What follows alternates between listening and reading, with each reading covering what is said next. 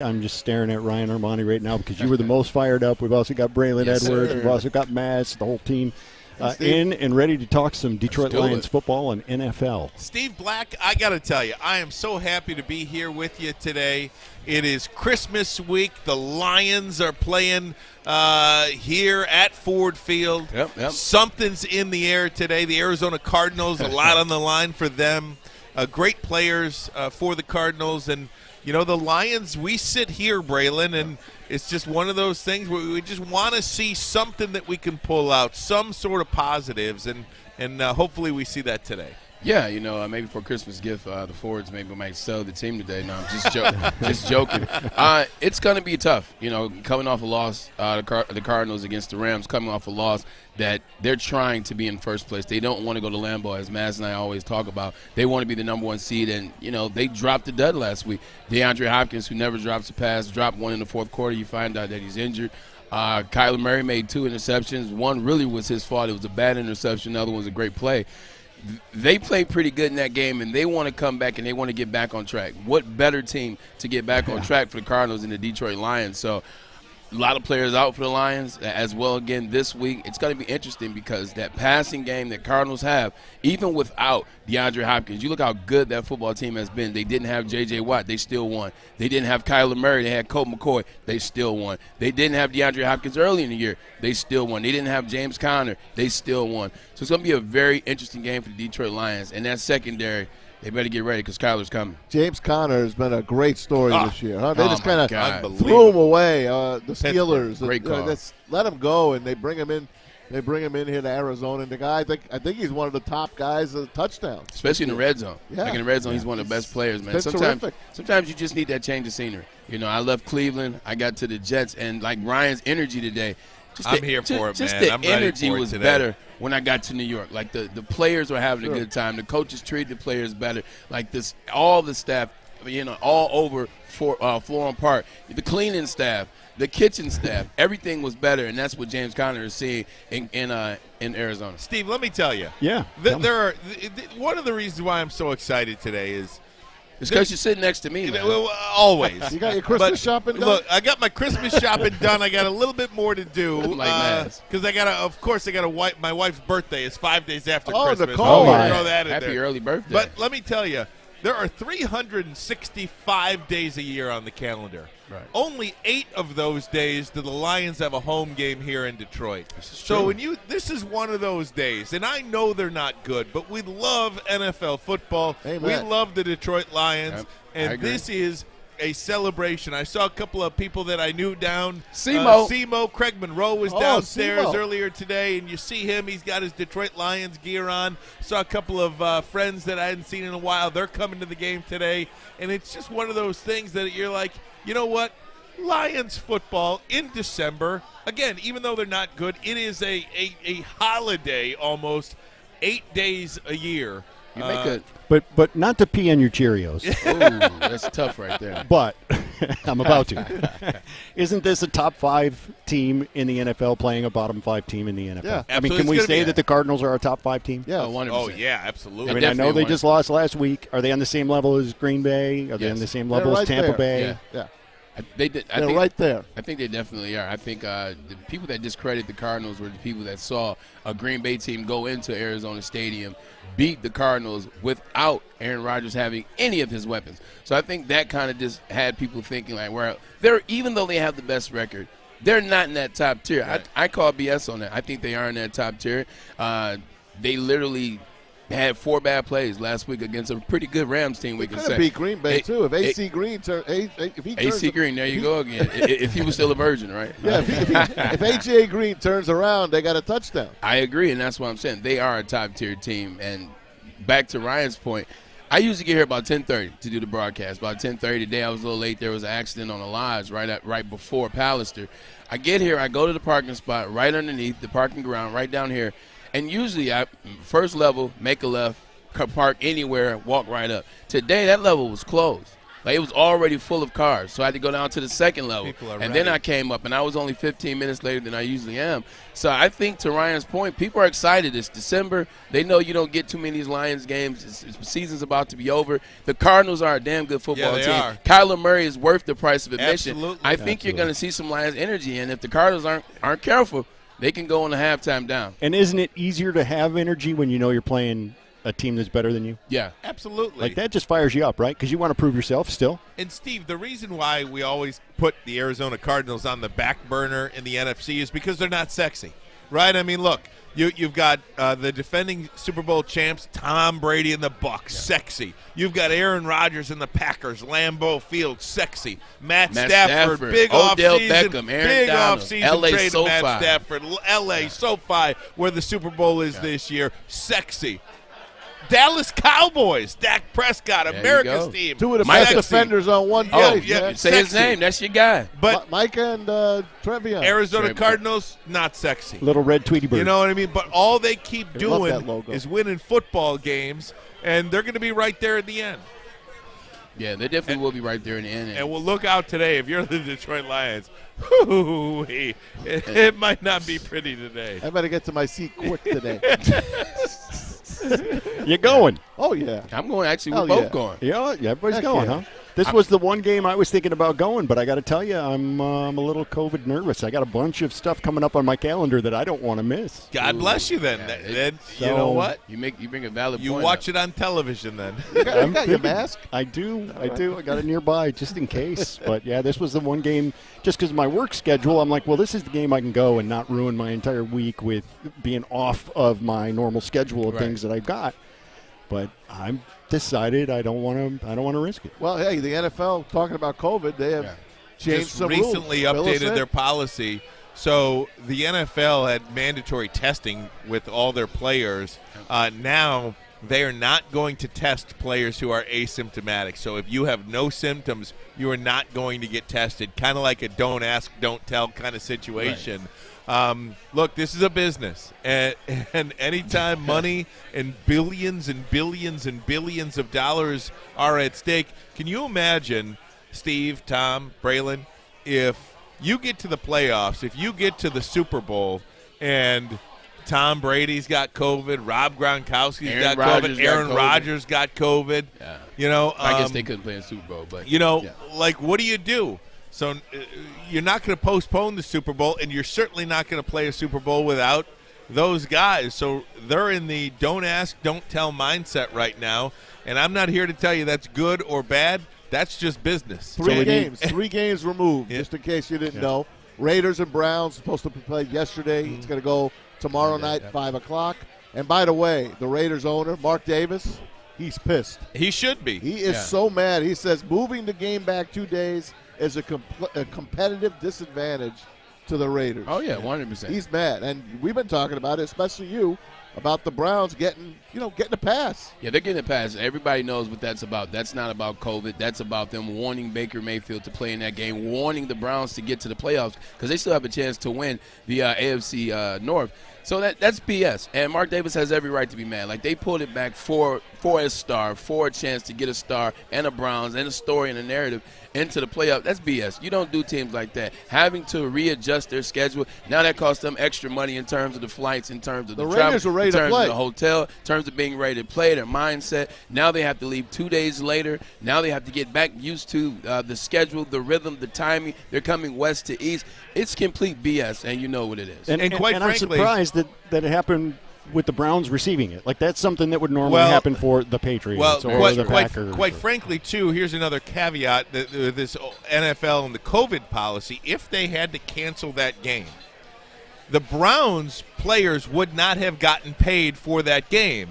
But the caveat is the Raiders players would not have been paid for that game, too. So the Raiders are sitting here saying, we didn't do anything. why should we be penalized for something that's a problem with the Browns? It's their fault. It's their fault. Yeah. So that is why they ultimately moved this game, because if the Browns don't have enough players, they'd have to cancel the game. Right. A cancellation means nobody gets paid. And look, you don't want that. That ain't happening, by the way.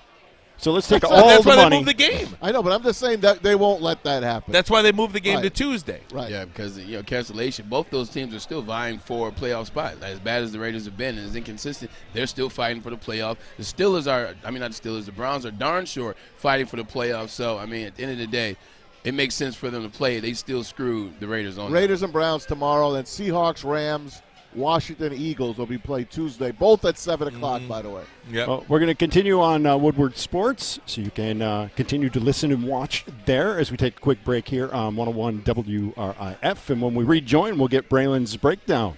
See if the Lions do have a chance to win this game today. Yes, Shine slim. down right now. Please let us live know. from the tin roof. I got nothing. You have family Braylon's coming over for the breakdown. holidays? Try to Need get a new flooring? cancellation. Now at the Carpet Guys, get holiday savings of up to 65% off new flooring, plus Try to get 48-month game interest-free financing. Be wise and call the Carpet Guys today. Make sure you download the Woodward Sports app in the App Store and the Google Play Store today. Take Woodward Sports with you wherever you go and listen live on your phone or mobile device.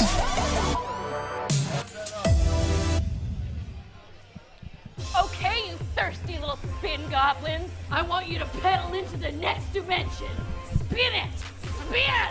Spin! Uh-oh! You got a laptop, Carmen's no falling Wi-Fi. behind. Let's give her the hiss of shame. Spin! Spin! Spin till you bleed! Whatever. Don't ride the bike of shame. Come to Planet When do you Fitness wanna and come find back? your own lane How long? with tons of equipment, 9 free minutes. fitness So we training, got and 9 no minutes, missing. including this. Good. Join today for just Good, you? $10 a month. What's up, guys? Maddie checking back in from the Cuervo Zone. I'm here with Nick today. Nick, how are you feeling about this game today? Well, I'd be lying if I wasn't. Stick! I'd be lying to say if I wasn't here for Matt Prater today. It's like the Matt Prater memory game for me. Okay, now you're actually going to the game. Why? First game all year. Shout out to my boy Zeke. Tickets for his birthday, so that's why we're here. Lions are going to shock the world today. Lions are going to shock the world, he says, but he's still here for Prater, so that's what we're talking about right now. So how many drinks are you going to have before you go to this game today? Probably about 12. 12. What number are you on right now? I think 4. 4. Okay, what are we drinking today? Well, we started with the mimosa. A little bit of Jose Cuervo, of course. Then we did the Jose Cuervo shot, and then now we're drinking a couple beers. All right. Well, what are your predictions for today's game? Honestly, or do you want me like No, I want the whole? I want honestly. Honestly, probably like 38-10 Cardinals, but Look at this. Lions 24-10. You at least gave them some points on the board. That's better than I would have said. Yeah, well, they're the kings of putting up less than 20 points, so some points are better than no points. Some points are better than no points. All right, well, back to you guys. Thanks, Nick. All right, Maddie, here we go. Woodward Sports Network. Ryan Ermanni, Braylon Edwards, Tom Mazaway alongside. We are at the Tin Roof live with our friends from 101 WRIF, part of the DraftKings Sportsbook Rock and Roll pregame show here downtown Detroit. Lions and Cardinals, gang. Braylon, I'll tell you, we've got one more of these to go. Lions home games in the 2021 season. And look, this isn't and hasn't been the greatest of Lions seasons. It's been one of the worst Lions seasons we can remember, and a lot of this has been expected. But, when you line up and you play the Arizona Cardinals today and you go through the final month of the season, are you looking for anything specific? What do you want to see over the next month of the season, and maybe even specifically today that would at least make you feel a little bit better about moving forward with Dan Campbell and Brad Holmes? Yeah, I think you want to see his team continue to play hard for him. All year the defense has tried to give them chances in games. You look at the Minnesota game, you look at the Baltimore game, and some other games. They had opportunities. You look at the L.A. game, you look at the first half of Green Bay game. The last 5 weeks, you've seen the defense really play hard. You've seen Derek Barnes come on. You saw the two-point conversion stops against the Vikings. You saw even in the first half of last game with everything that Denver had on their mind and their hearts with Demaryius Thomas, they still were in that game going into the third quarter. It was 10-14, and then it was a blowout in the end. But I just want to see the rookies that he's drafted. You saw Amon-Ra St. Brown has been playing better in the last 2 games. I think he's had something like 18 catches. Last drop in week 2. Exactly. Last drop in week 2, 18 catches. I wasn't aware of that. 18 catches in the last 2 weeks. That's 9 a game. That's really good. You look at Derek Barnes. You look at how he's playing. Melifonwu is coming back this game. He played well early on before he was injured. You just want to see his draft picks continuously get better. You want them to play out the whole season. You want them to finish strong so that you have a better sense of what they can do. They could be 5 wins in right now. They've played some good football, especially on defense. So you want them to finish that way so that when you start the offseason, you have some sense of what Dan Campbell can be. No more situational mistakes for the rest of the year. That would be wonderful. I don't know, it's got to be phenomenally difficult, though, when you're trying to coach to squeeze a win out of a team that just hasn't quite figured out how to win. Yeah. Don't you make calls that you probably wouldn't make otherwise? Yeah, this is true, but him messing up in situational football is very different than having a team that doesn't match up necessarily with a team that's the top record in the NFL, and that is the Arizona Cardinals. So, yes, I understand that. The talent level, it doesn't match up. Arizona way ahead of the Detroit Lions. But you just want to see them play hard, fight hard. We give you that pass. But Dan Campbell, you can't make situational football mistakes. And I'm not talking about 4th and 1s. I'm talking about simple calls like playing prevent defense on 4th and 19. 12.5 the spread is. Started at 14. So Vegas is giving the Lions a little bit of a chance to maybe stay in this game. They're good for a first half, I think. Braylon, you hit it in early. I think look out in the first half. I think the Lions will hang in there. I'm praying it's not another Eagles game. That's the only thing I'm worried about. It's funny you say that because I do feel like it's coming. I do feel like this game specifically against the Cardinals today is going to be more like a Bengals-Eagles week than it is a Ravens-Vikings week. I hope you're wrong, but you're probably right. I hope I'm wrong too, but just right. Up-down theory in the NFL too. I mean, if you look at the Cardinals, they need this game more than anything. And, after last week losing the way they did against the Los Angeles Rams, a team they really could have buried in the division and really taken a stranglehold on the NFC West with a win over the Rams that would have been their second one this year. The way Kyler Murray played, he threw a couple of picks deep in the red zone, too, one in the end zone. Still had 382.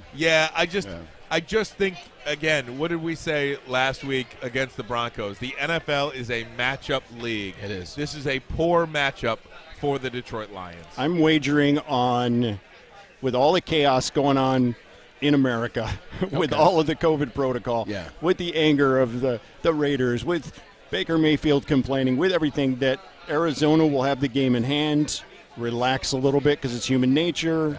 That's why I'm betting the Lions and the points. Very well. So like the 49ers game then, the first one.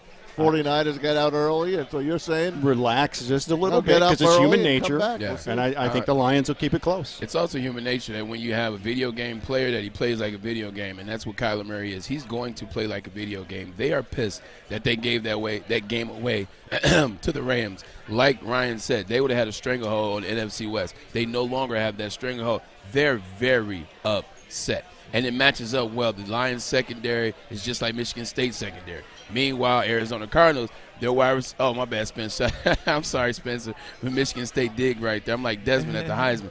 No, but, you look at even without DeAndre Hopkins, you still have Rondale Moore from Purdue, who's exceptional in the backfield, in and out of the slot. You have A.J. Green, who looks like the A.J. Green from Georgia that was playing so well for the Cincinnati Bengals and Andy Dalton.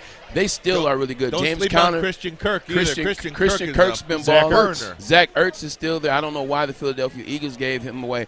They are going to get back on track in a major way because they are pissed. And Kyler Murray is so even kill as a superstar player. You don't see too many people that even kill as a superstar. Look for them to beat the Lions by 20+. You talk about Zach Ertz, Braylon. This team has always struggled to defend the tight end position. Yep. I see him having a really big game today, Zach Ertz, and James Conner out of the backfield. And Maz, you had mentioned James Conner when we were on WRIF. James Conner, I just think of the Pittsburgh Steelers, right? And they got Najee Harris, and great for them. I haven't figured that out yet. But how have the Pittsburgh Steelers continuously let their guys go because they don't want to pay him. They didn't want to pay James Conner, plain and simple. Right. They don't want to pay. Started with Le'Veon Bell. But they don't want to pay that. anybody. Yeah. And how do they continuously stay kind of in the upper echelon of the league with not paying anybody? Two things. One, they draft real well. Like, they draft well. Like, you look at Antonio Brown, what round was he? You look at James Conner, what round was he? Today, too, by the way. Oh, yeah, we'll talk about that. So you just look, they draft extremely well, and they are a brand. But when you look at Le'Veon Bell, when you look at AB, when they complain about the Rooney family, when they complain about management, when they complain about Ben Roethlisberger, you have to start taking it serious. You have to start looking at it serious. How do you get rid of James Conner? How do you get rid of Le'Veon? We're going to take a pause and rejoin our friends from 101 WRIF, Steve Black. Still got a couple more seconds. Sorry That's about all right. that. We're good. Good. Make sure you download the Woodward Sports app in the App Store and the Google Play Store today. Take Woodward Sports with you wherever you go and listen live on your phone or mobile device. COVID, but then he got better, but now he's still not feeling good. He's got now he has quotations, regular illness. Yeah. Hey, talk about who was puking up today and still going to play? Marquise Brown. Wide receiver.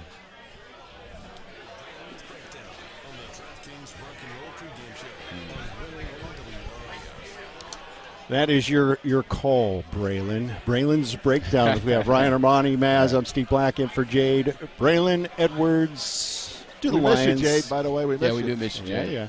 Do the Lions have any chance? What's their path? There's always a path. A deep breath. Yeah, you have to take a deep breath. Trade for Kyler Murray. That's their path. Knock Kyler Murray out. But here's the problem. If you push Kyler Murray down the stairs, they won with Colt McCoy. So having a different quarterback doesn't seem to matter for the Cardinals. Ryan hit the nail on the head as he talked about the tight end play, and tight ends traditionally have hurt the Lions, man. So, got to keep eyes on Zach Ertz. The biggest thing is keep Kyler Murray in the pocket. Like, force him to beat you. Yes, DeAndre Hopkins out. Yes, A.J. Green is playing well, and James Conner on the backfield, and Rondale Moore. Prove it. Make Kyler Murray prove that he can beat you in the pass. Make sure he can be a pass-efficient quarterback. We know what he can do with his legs, and yes, he can pass extremely well. But keep him in the pocket. Force him to beat you in the pocket. They did a good job with that of Lamar Jackson, if you remember, in Week 3 when they played the Baltimore Ravens 3 or 4. They kept him in the pocket. They kept him from running. They kept his numbers low because they forced him to beat him as a passer, and he couldn't do it. Luckily, you get the longest field goal in NFL history to save your butt. So you just got to keep Kyler Murray in the pocket, man, and have some success, and then run the ball. Run the ball. That's the trademark. That's what's been working when Dan Campbell has had success. So run the ball and pray. Run the ball, pray, but really just force Kyler Murray to beat you in the pocket and prove that A.J. Green is having a stellar year. And prove that James Conner is this guy out of the backfield. Because it's easy when DeAndre Hopkins is there. What about when he's not? That's how you beat him, but it's still going to be hard as hell. I'll tell you what the big game of the day is today for Lion fans. It's the Texans and the Jaguars. Huge. Because one of them's got to win, unless they, of course, have a tie. There you go. And then that would really make things interesting with the Lions. What if they tie? If they tie, the Lions with a win would still probably finish third. I just don't see the Lions getting another win this year. Yeah. I mean, even Atlanta. Look, Atlanta's going for a playoff. That's exactly right. I think when you look at the schedule, people would look and say, at Atlanta is a game maybe the Lions could pick off. No. I mean, Atlanta's in the thick of things for the final playoff berth in the NFC. I just don't see the Lions winning again this year. However, if they do, it does help that one of these two teams is going to get their third win of the year, the Texans Possibly. or the Jaguars, unless they tie, which is very unlikely. Not to mention, Ryan. You'll fall no worse than 2. I've got something on the Lions' first pick, too. Interesting. I have a feeling. Kayvon Thibodeau. I have a feeling about this. Kayvon Thibodeau. I have a feeling, and the feeling is this. The Lions are going to select Kenny Pickett first overall in the NFL draft. And you can call me crazy all you want right now. You're crazy. I think over the next – he's been right on stuff like this all year. Over the next 4 months, the conversation and the talk is going to be about the quarterback. He's got gaudy numbers. He's a leader. Everybody's going to talk beautifully about him, and I think when it's all said and done, the Lions will select Kenny Pickett first overall. I like the pick. I hated it first overall. Yeah. You like the pick. I do. So I think Kenny Pickett's going to be a good, at least a solid quarterback. But with a high ceiling. Then trade out of the one hole. Maybe. If that's your pick, yes. So when I was talking about trying to use the one and then trying to slide up to get Pickett and Hayden, everybody looked at me like I was crazy. No, now all of a sudden people see what I saw in Kenny Pickett, and at the end of the day, he's the only quarterback in this draft worth drafted to me. He's the only one. He's gotten extremely better as the year has progressed. Like each of the last 7 weeks, better and better and better. And it didn't hurt that he had Jordan Allison, who won the Fred Biletnikoff. Welcome to the club, son. Like, they have gotten better and better and better. And then even this little stuff like the fake slide, yes, he manipulated the rule book, but to have the urge because of him. and to have the the gall, the audacity, the swag, and the nerve to try some stuff that your homeboys have been telling you about for the last 5 years. Man, what if somebody fake slid? Man, you should do that. That's what your homies do that don't play. They tell you stuff you should do, and you don't listen to them because that's why they don't play. But he listened to his boys, did the fake slide. I'm telling you. Get Aiden Hutchinson or Kayvon Thibodeau, whoever grades out better. Find a way to trade up, use your draft capital, and get Kenny Pickett as well. I agree with it, but not at the one spot. Let me tell you, give it up. The only reason that Aiden Hutchinson and Kayvon Thibodeau are being talked about, the way they're being talked about right now, is because there's no quarterback at the top of the draft.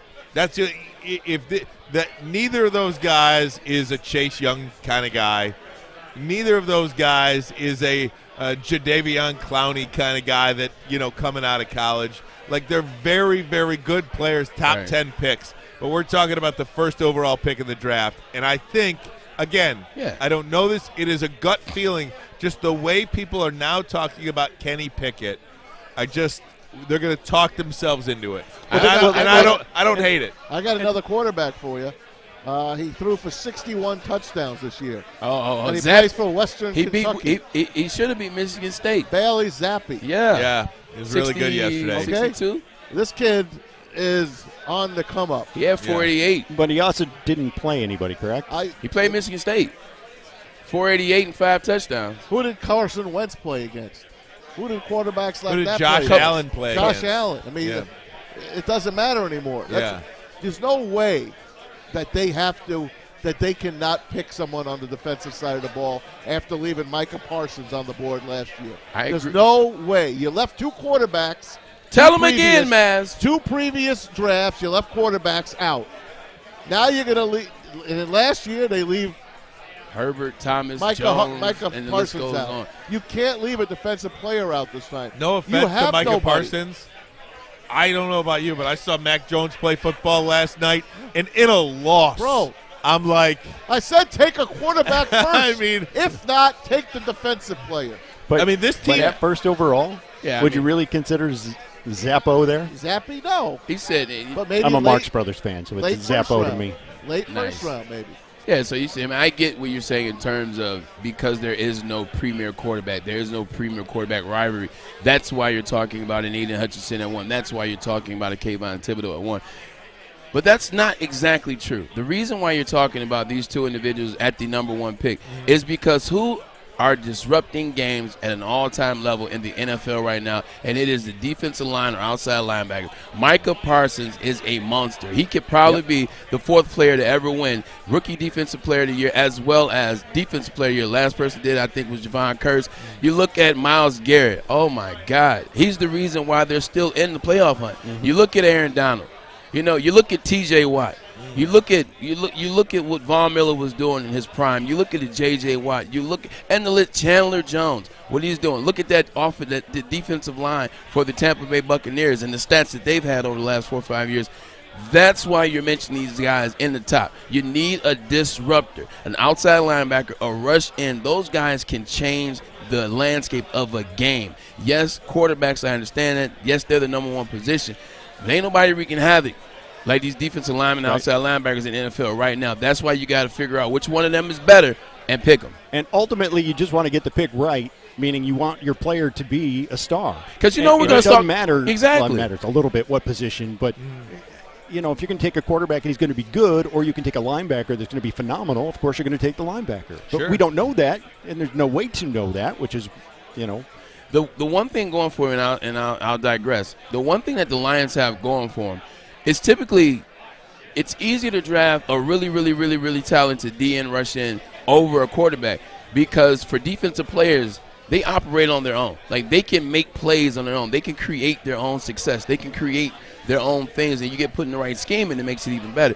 With a quarterback, everything has to go right. You have to have a good offensive lineman. You have to have a good running back field. You have to have receivers, and then you draft them. But the difference with the Lions are, to Ryan's point, they got one of the best lines in the league when they all line up. Look at the way Penei Sewell is playing this season. You get Ragnar back next year. You get Taylor Decker back at the left end. They have a really good offensive line. They got DeAndre Swift and Jamal Williams. And when they played together and they were both healthy, you saw something out of them. So you look at that and it's like, dang, okay, well, they do have offensive line. They do have a backfield. Maybe it's not a bad idea to slide up to get Pickett with that draft capital. If you look organizationally as well, in the last 2 years, this team has passed on 4 starting quarterbacks in the NFL. Tua Tagovailoa, who's won 6 or 7 games in a row. Justin Herbert, who is leading a team. Stud. Mac Jones.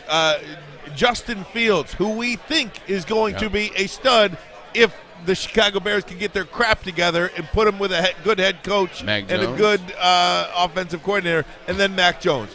You're talking about literally 2 freaking Pro Bowlers, Herbert and Mac Jones, and then 2 what we believe are going to be really, really good players in Tua and Justin Fields. You cannot afford to let Kenny Pickett be that 5th guy that you passed on. You can go. What are you doing then? What are you doing? This is a quarterback league. You're right. You can go even further back. They missed Mahomes.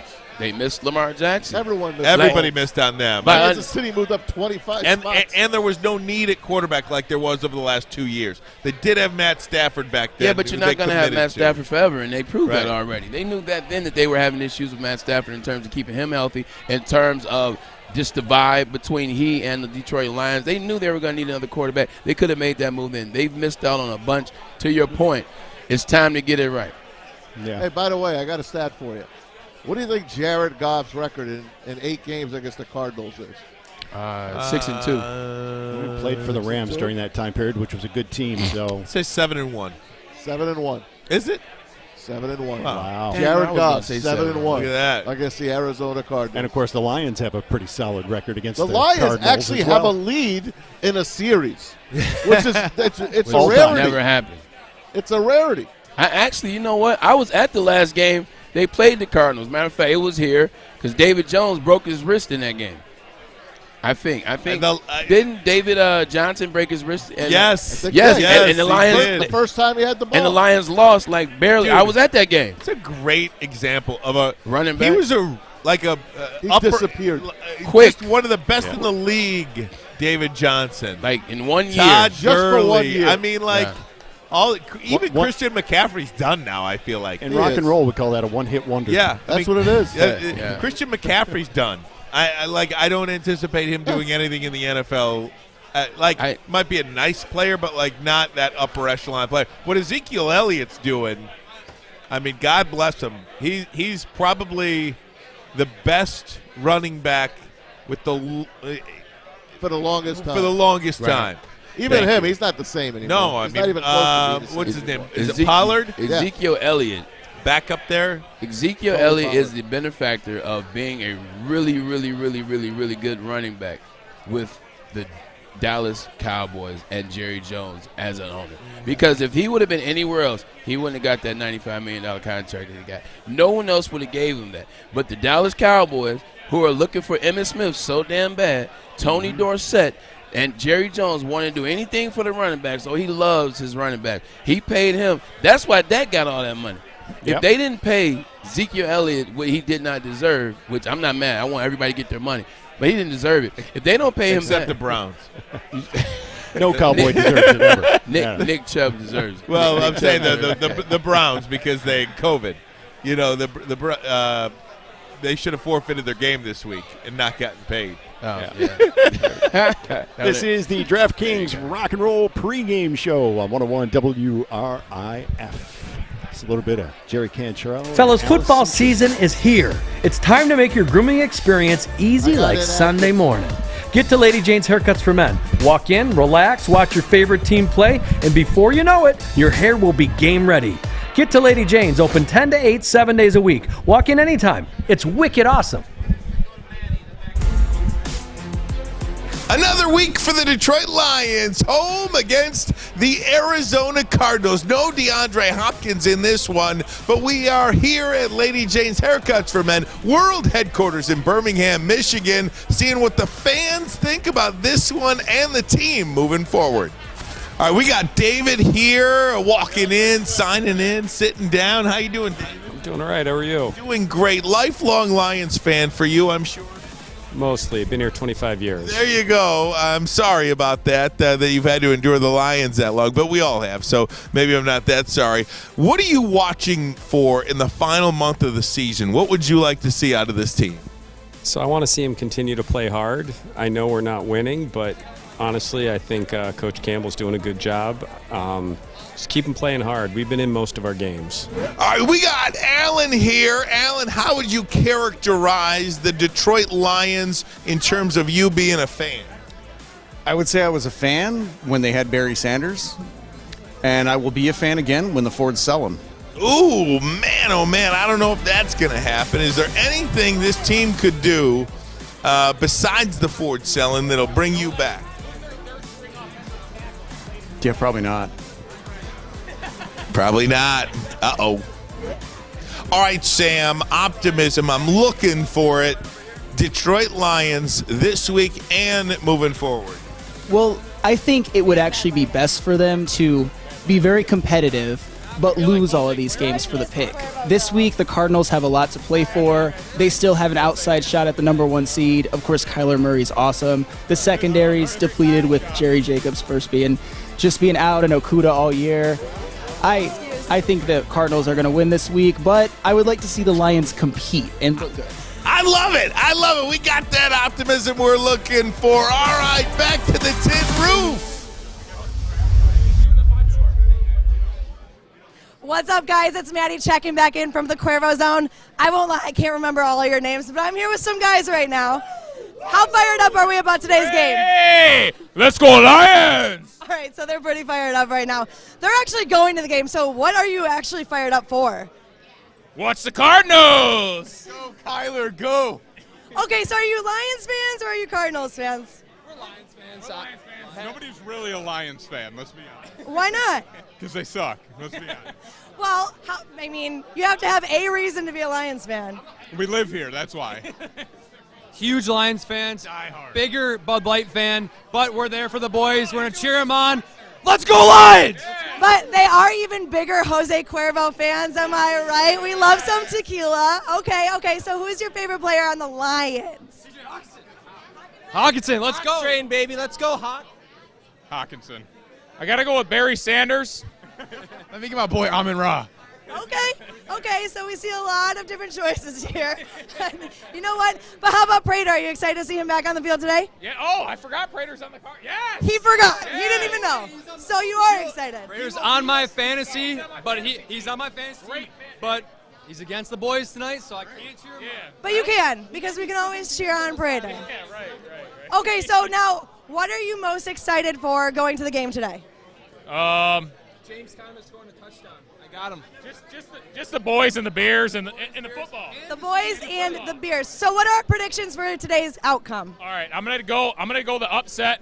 27-23 Lions. Go Lions! 24-7 Cardinals, I have to say here. I'm sticking with him. I was going to go 24-3 Lions. Yeah, I got one. Lions by 100.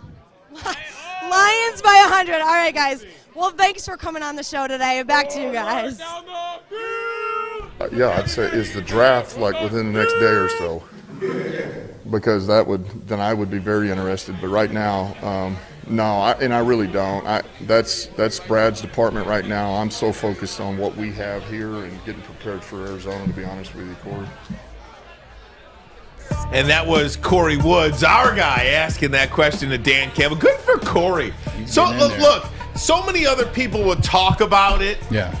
Everybody's talking about the Lions. Everybody's tweeting about the Lions. Ask and the question. Josina Anderson report. Everybody's doing it. Right. Nobody's asking the question except Corey Woods, Woodward Sports beat reporter for the Detroit When you Lions. get access. Find new roads. When you get access, that is what you're supposed to do. You're supposed to take advantage of the access, and Corey Woods is definitely doing so. Seriously, everybody's tweeting about it. Everybody's talking about it. Everybody's writing about this Josina Anderson report. Corey's the only one asking about it. He's got the cojones. He's doing his man. job. He's got Love the it. LeBron James dance from a couple games And they ago. don't have to answer, too, by the way. They don't. They can say next Yeah, question. Right. But you asked. And I thought that was a very respectful answer from Dan. It was. Campbell. He takes Dan's a good serious. dude. Great He's dude. He's not going to undress Plus, anybody. he's a player, so he's like he comes from the world of being Gets a it. player too. He understands and he gets it. He gets it, absolutely. Again, for the next 4 months, we're going to have this discussion. Who's better? Who's got the better measurables? Yeah. This, that, and the other thing. I think Aiden Hutchinson, because he's still playing, is going to get a lot of the talk, a lot of the conversation is going to go his way. A lot of the, if you go back to, forgive the analogy, okay? Forgive the analogy. But if you go back to when the Pistons had, forget it was like the 10th pick or the 11th pick or whatever pick they had, and they had a choice between Mateen Cleaves and Kentavious Caldwell Pope. And then they had was it KC? No, it wasn't KCP. It was Trey. It was Trey Burke. It wasn't him either. And Kentavious Caldwell Pope. Yes, that's who exactly what it was. But it was Mateen and somebody else. Then they passed on Mateen, and then they passed on Trey Burke because we here in Michigan, we think our guys are the absolute best players in the world, and I do think that Aiden Hutchinson would help this Detroit Lions team, but it's not up to me to decide who's better, Aiden Hutchinson or Kayvon Thibodeau. It's up to Brad Holmes, and Brad Holmes better be right. That's all I'm saying. You're 100% correct because it's so easy to just look and say, yeah, well, why wouldn't you draft Aiden Hutchinson? He plays up the road. They're Big Ten champs. He has 14 sacks. He broke the school record. Second in the Heisman. He's second in the Heisman. It's easy. If Aiden Hutchinson went to Penn State and had the same exact season that he had, we'll be looking at it a little different. You'll be looking at it like, hey, that guy from Penn State's really good. But they talk a lot about this guy over here in Oregon. What's his upside? We need to see. We need to pay a little bit more attention to what's going on. It wouldn't be such a slam dunk if Aiden Hutchinson went to Penn State. If Aiden Hutchinson was having the type of year he's had at Iowa. Right. But the fact that he's doing it for Michigan in the spotlight, they won the Big Ten, it's easy to close that door. He's giving you the answer, and Brad Holmes is going to do his homework and due diligence, and that's why you got to love January, February, March, and April, because it gives those players a chance to start working out, get in NFL shape, do NFL drills, see them, assess them, and then look at the upside as it relates to comparing it against watching them on tape that you've been watching all year. Because when they break it down, you may have something different to say about Aiden Hutchinson in March than you do right now. That's exactly in, right. December. And don't forget the Senior Bowl. The Lions will more than likely be one of the coaches, the North or the South coach. I think they already are named. Yeah, they're locked in already. It's usually the worst team in each league, AFC and NFC. So they're going to get one. So they're going to get to look at these players, and that's where you get to pick out. Maybe that's where a Malik Willis will show his wares. So who knows what they're going to be looking at going forward. I hope, like I said, if you don't take your quarterback in the first round, don't pick him yet. I don't think it's time yet. I think you wait it out, and next year you go and get one. Wait, the Pistons did draft Mateen Cleaves. Yeah, that's what I'm about to say. Yeah, in the second round. Yeah, it was the Trey Burke situation. That Trey. He wore the horsepower, the teal. That's right. The Trey Burke, Kentavious Caldwell Pope. Oh man, they talk about the refs screwing Michigan. You remember that national championship game? Oh man, I'm freaking telling you, I just wanted to make that correction because I'm like Mateen Cleaves, Trey Burke. Either way, it's all good. I just. Look, this I don't even know what to say about this because we watch a kid every week. We watch a kid, he's dominating, but then if they draft Kayvon Thibodeau, I'll probably have a hissy fit for like 5 minutes, and then I'll realize, well, you got to let it play out. Yeah. Yeah, I mean, it's going to be tough. I've been there. I've seen guys have, really good careers in collegiate or at the collegiate level and then don't get picked where you think they were going to get picked. You see other guys get picked and you see That's when you really learn the word upside. That's when you really learn the word measurables, is when you get in those type of situations. So I think Brad Holmes is going to do his homework. I think he definitely will do his due diligence, and it's up to those guys to make the decision. And I think it's going to be an interesting and a fun one, from especially Michigan goes and wins the national championship. So now you're arguing against the national championship from January 10th to April. Hey, speaking of Michigan. Happy Sunday, Lions fans. This is Corey Woods of the Woodward Sports Network checking in with your pregame Lions report. And here it is, another Sunday at Ford Field as the Detroit Lions are taking on the Arizona Cardinals. Now, I got to be honest with you guys. This is going to be a very tough game for the Lions. Their secondary is decimated. We just got the news earlier today that Tracy Walker, who was activated off of the COVID-19 list, will be out of today's game with illness. So I don't know what Eric Glenn, the Aubrey plans are going to have cooking for that secondary, but they're going to have to do something. And you know what? Let's talk about Aubrey Pleasant for a second. Now, I know you guys may have seen it on my Twitter a couple of days ago, the great message that Aubrey Pleasant had about his secondary. And if you did not see it, check it out right here. I use the phrase, that's why they call you coach. This is my job. This is my profession. I take these challenges personally. Right now, I really, deep down, I grab back to some of my experiences of being a high school football coach, coaching what they give you, making every young man learn and be prepared and ready to go. And I really believe some of those past experiences have been able to help me throughout this entire season, but more specifically these last 2 weeks. I know that at the end of the day, my job is really evaluated by the way that my guys play and the amount of plays that they are able to make. So at the end of the day, no matter who's out there putting on a Detroit Lions helmet and uniform, if you play in the defensive backfield, the standard is the standard for me. There you heard it from Coach Pleasant. Now, if you guys missed the context, basically Coach Pleasant was just saying, hey, the secondary is decimated, but nobody's going to care. They have to go out there and play, and he has to go out there and do his job as a coach. He's not making any excuses. Oh, you hear the Lions, the band back there, they're getting it ready. They're trying to get people out here hyped in this really, really, really cold weather. I got my jacket on, so don't worry, guys. I'm going to go ahead and get bundled up very shortly.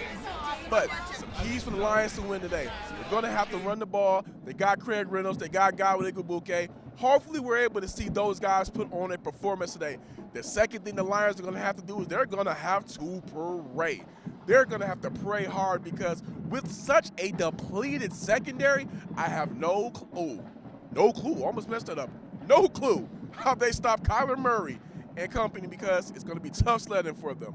But hey, anything can happen any given Sunday. Another thing that happened earlier this week that we got to talk about is T.J. Hockinson. T.J. Hockinson elected to have the thumb surgery. He's going to miss the remainder of the season, which Dan Campbell confirmed earlier this week.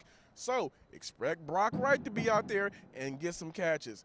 I don't know how much of a game changer he's going to be, but remember, in that one lone Lions win against the Vikings, Brock Wright did some things. Did something very special.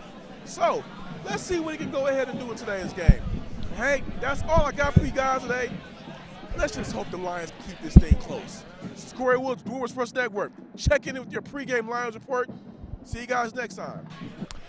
We are back here live at the Tin Roof in downtown Detroit in advance of the Lions and Cardinals game here as we wind down the season. But before we jump back into some Lions talk, want to make a mention of the Division II national champs, the Ferris State Bulldogs, and Coach Tony Annese. I mean, what he has built down there or up there in Big Rapids is something very special, and there possibly is not a more deserving guy than Coach Annese and the Ferris State Bulldogs program. They destroyed Valdosta State, absolutely. And they destroyed everybody this year. Yeah, no matter what division you play in, what level you play at, whether it's Division I, whether it's Division II, whether it's Division I AA, you still have to be comparable to your teams, and they're more than comparable. They're destroying. It's destruction. They won their division. They are the #1 team in Division II, and it says a lot. Whenever time you win a championship, it says a lot about you. It says a lot about your players. It says about your fan base and your coaches. They got it done. Shout out to Ferris State Bulldogs. All right, awesome, we're gonna take a pause and rejoin our friends from RIF 101 WRIF.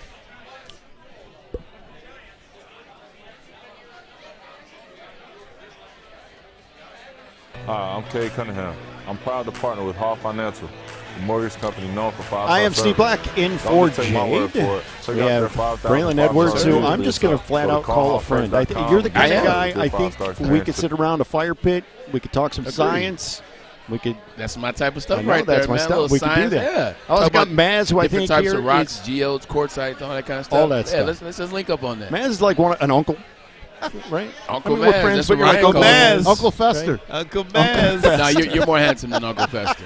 Barely, Not but yeah, not much. And the lovely Ryan, who Detroit has claimed as his own. Oh, thank you. How about all the housewives who that love tolerates me from time to time? Don't get him in trouble. Come on, Black. I love you.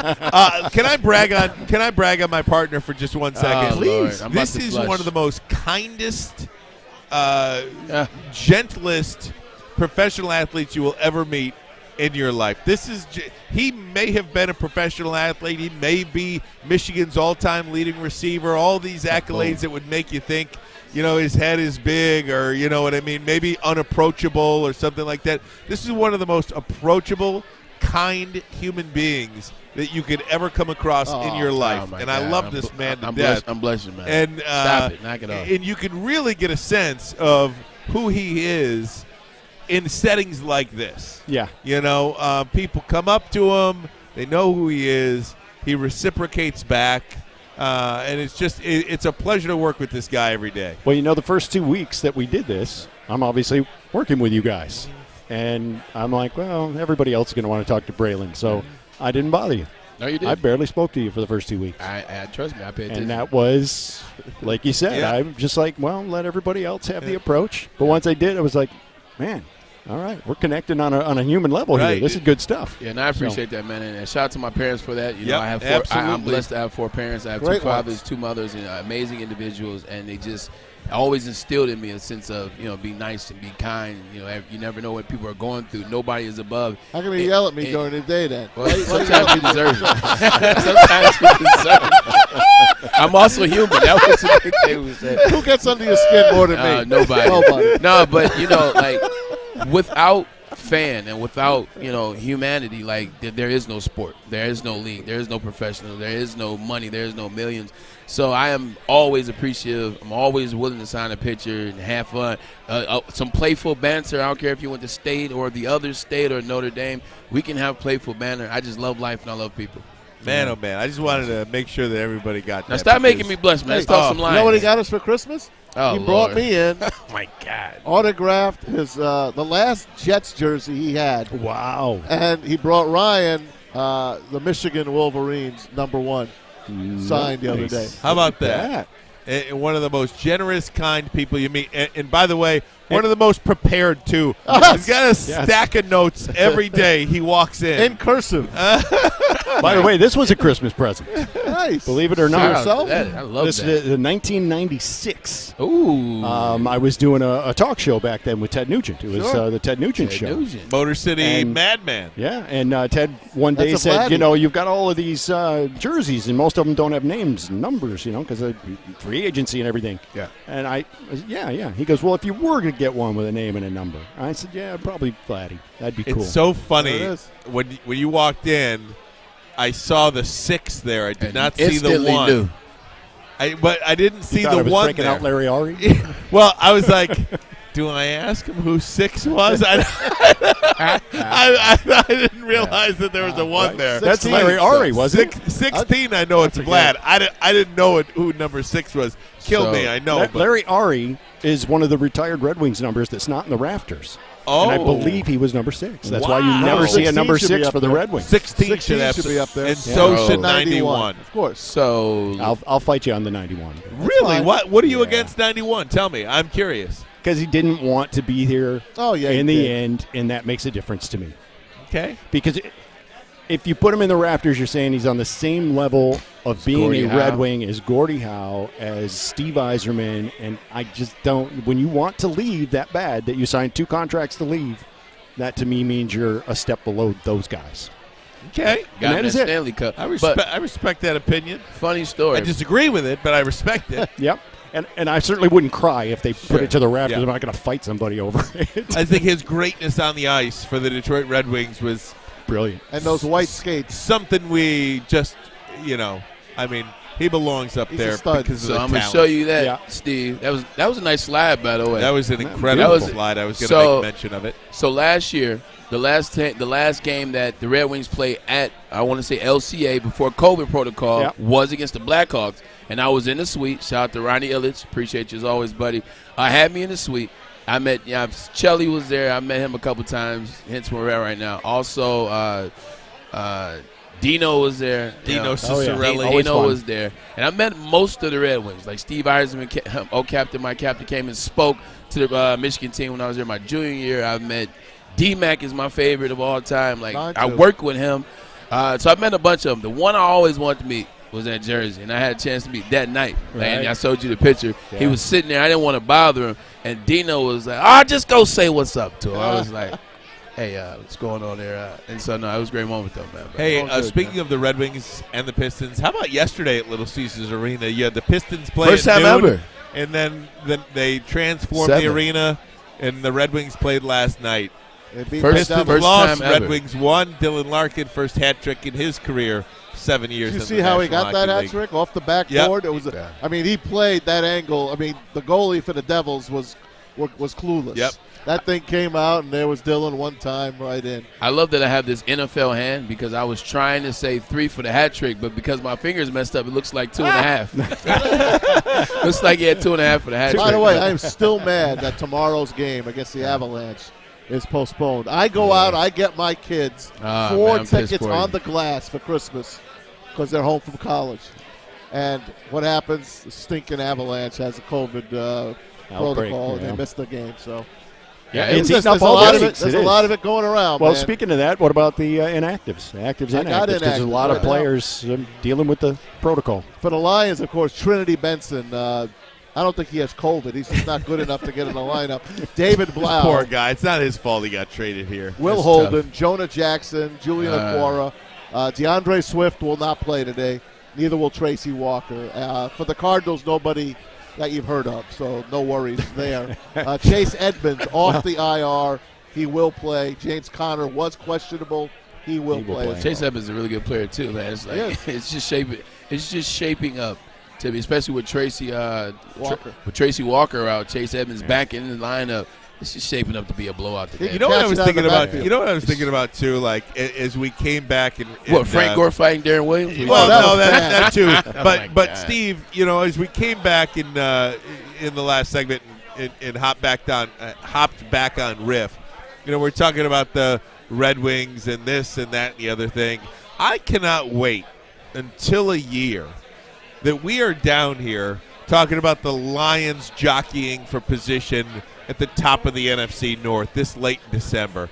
Lions fighting for a playoff berth this late in December, to where we don't have to mention the Red Wings, or we don't have to mention Tiger Woods or Michigan or Michigan playing against Georgia or Michigan State. It's Pickett playing. It's Walker or this playing. Or that or an NFL draft. I just can't wait until this franchise figures it out to where we can come down here, do a Lions pregame show in December, and actually talk about the Lions game that's about to happen an hour from now. I can't wait for that day. I am optimistic. I feel as though the state of Michigan as well as Detroit, they've had some shortcomings as it relates to professional teams, as it relates to college teams as well.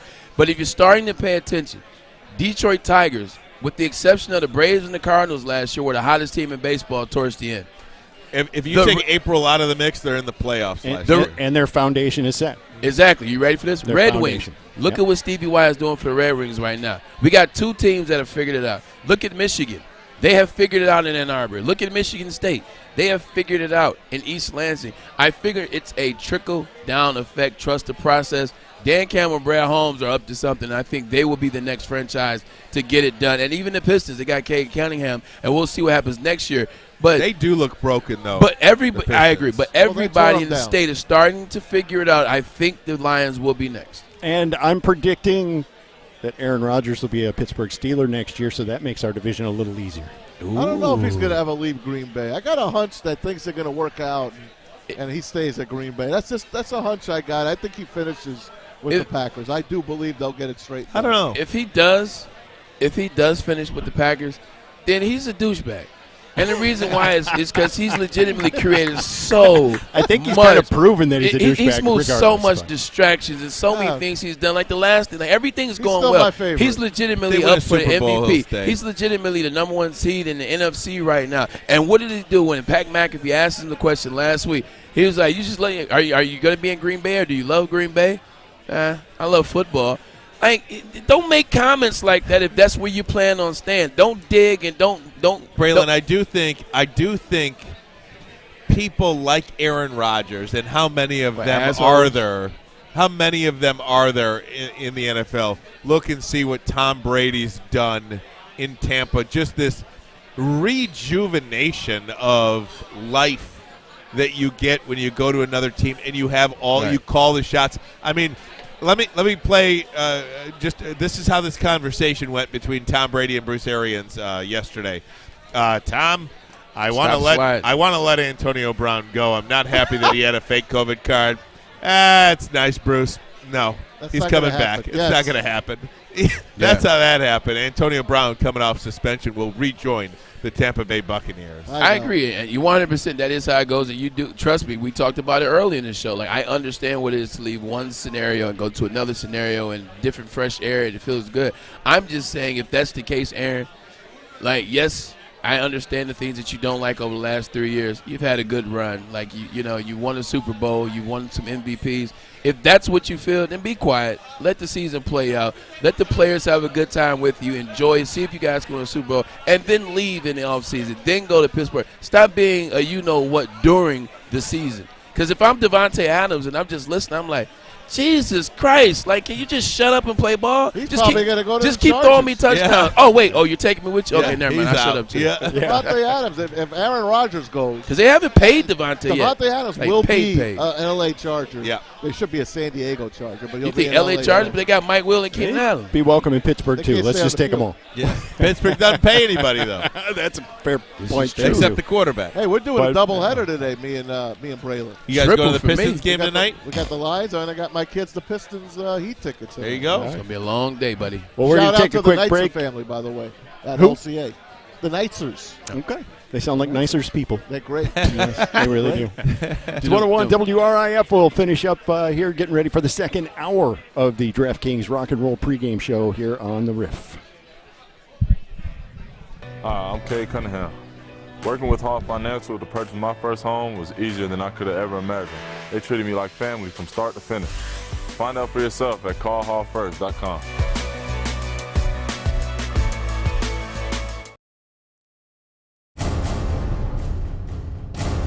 Do you have family coming over for the holidays and need new flooring? Now at the Carpet Guys, get holiday savings of up to 65% off new flooring, plus 48-month interest-free financing. Be wise and call the Carpet Guys today. Going back to TJ Hockinson, I think it does secure the number 1 pick. Yeah. I have no issue with it. Do you pay TJ Hockinson tight end money? 12 million a year. Are you confident in giving him, one, picking up the 5th-year option, which I think they do because of his rookie contract. Of course. But B, do you re-up him? He's played a total of 1 season worth of games in 3 seasons. This is becoming a problem, and nobody wants to talk about it. Nobody wants to talk about that one of the youngest tight ends in the NFL, promising lots of talent, plays on a team that can't throw the ball, don't even give him enough targets, and he continuously gets hurt. How does that make sense to anybody? No, it doesn't. And what do you do?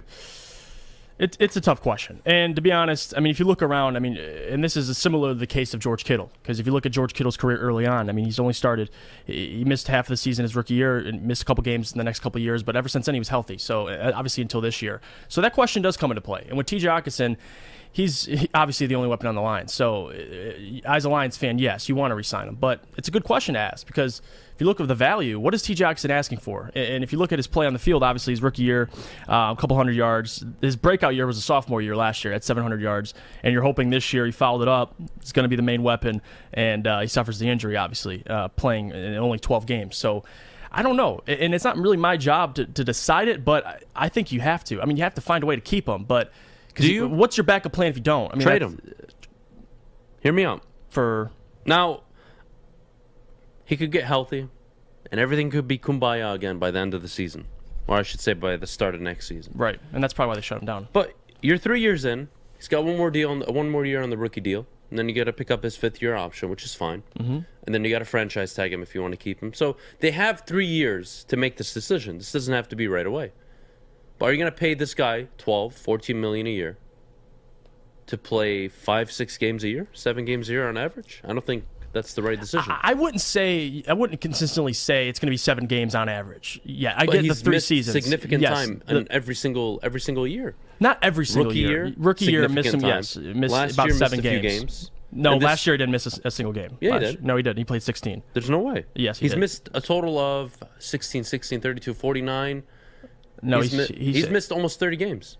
No, he started every game last year. But the rookie year he missed 8, and Okay. then or This 4, year. and then this year he's going to miss the rest of the Okay, season. so he's missed the full So 2 season. out of the 3 he's been. I mean, yeah, I get So what you're he's saying. played a little over a season and a half for you in 3 years. Yeah, So- not like Akuda numbers, but yeah, I get what you're saying. That's bad. Yeah. Look, This is a it's guy. so weird saying trade TJ Hockinson because I think we all know just the kind of potential he does have. Yeah. And look, he comes from Iowa. It's tight end university. Having said that, he's got to get right. He's got to be healthy, and next year he's got to have a good full season. And if he doesn't, somebody's got to talk about it. Somebody needs to think about this. If your tight end is not going to be available, what's the point?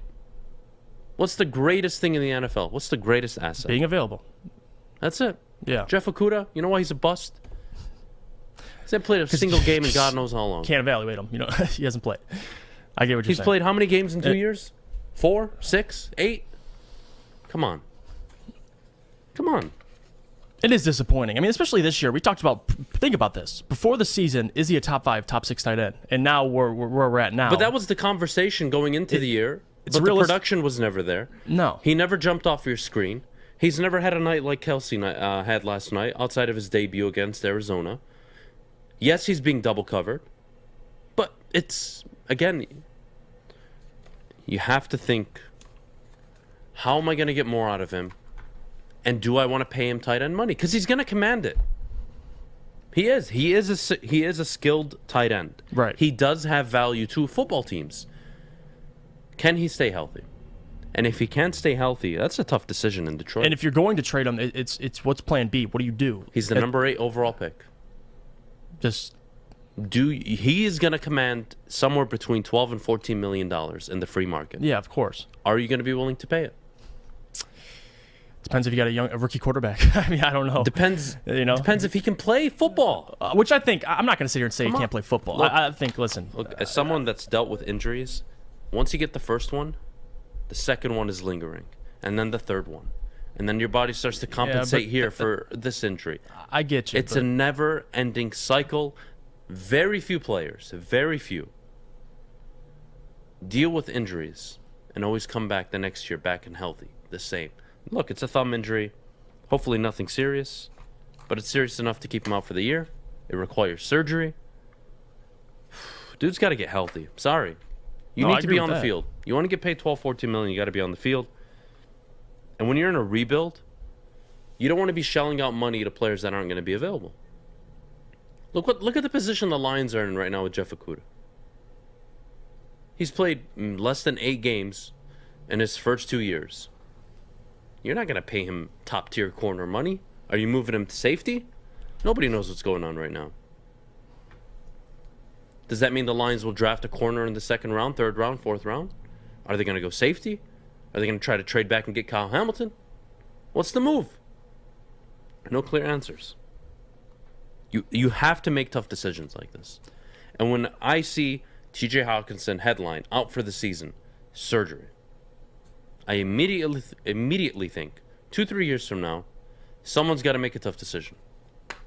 Now, whether or not you trade him, who knows? Maybe too early to say that. Yeah. But I don't think it's ever too early to talk about somebody who has a consistent injury history during his first 3 years. Don't see it. He's not producing like Kittle, not producing Well, of like course, yeah, Kelsey, no. not producing No. even like Waller. He's like not even Mark Andrews. The production is not there.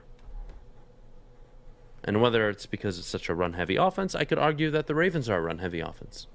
I could argue that Mark Andrews is actually their number one target. He does just fine. I'm gonna wait on TJ. I'm not gonna. Because listen, last year obviously the weapons we had last year wasn't anything special. But the guy had 700 yards in that system. This year, no one around him.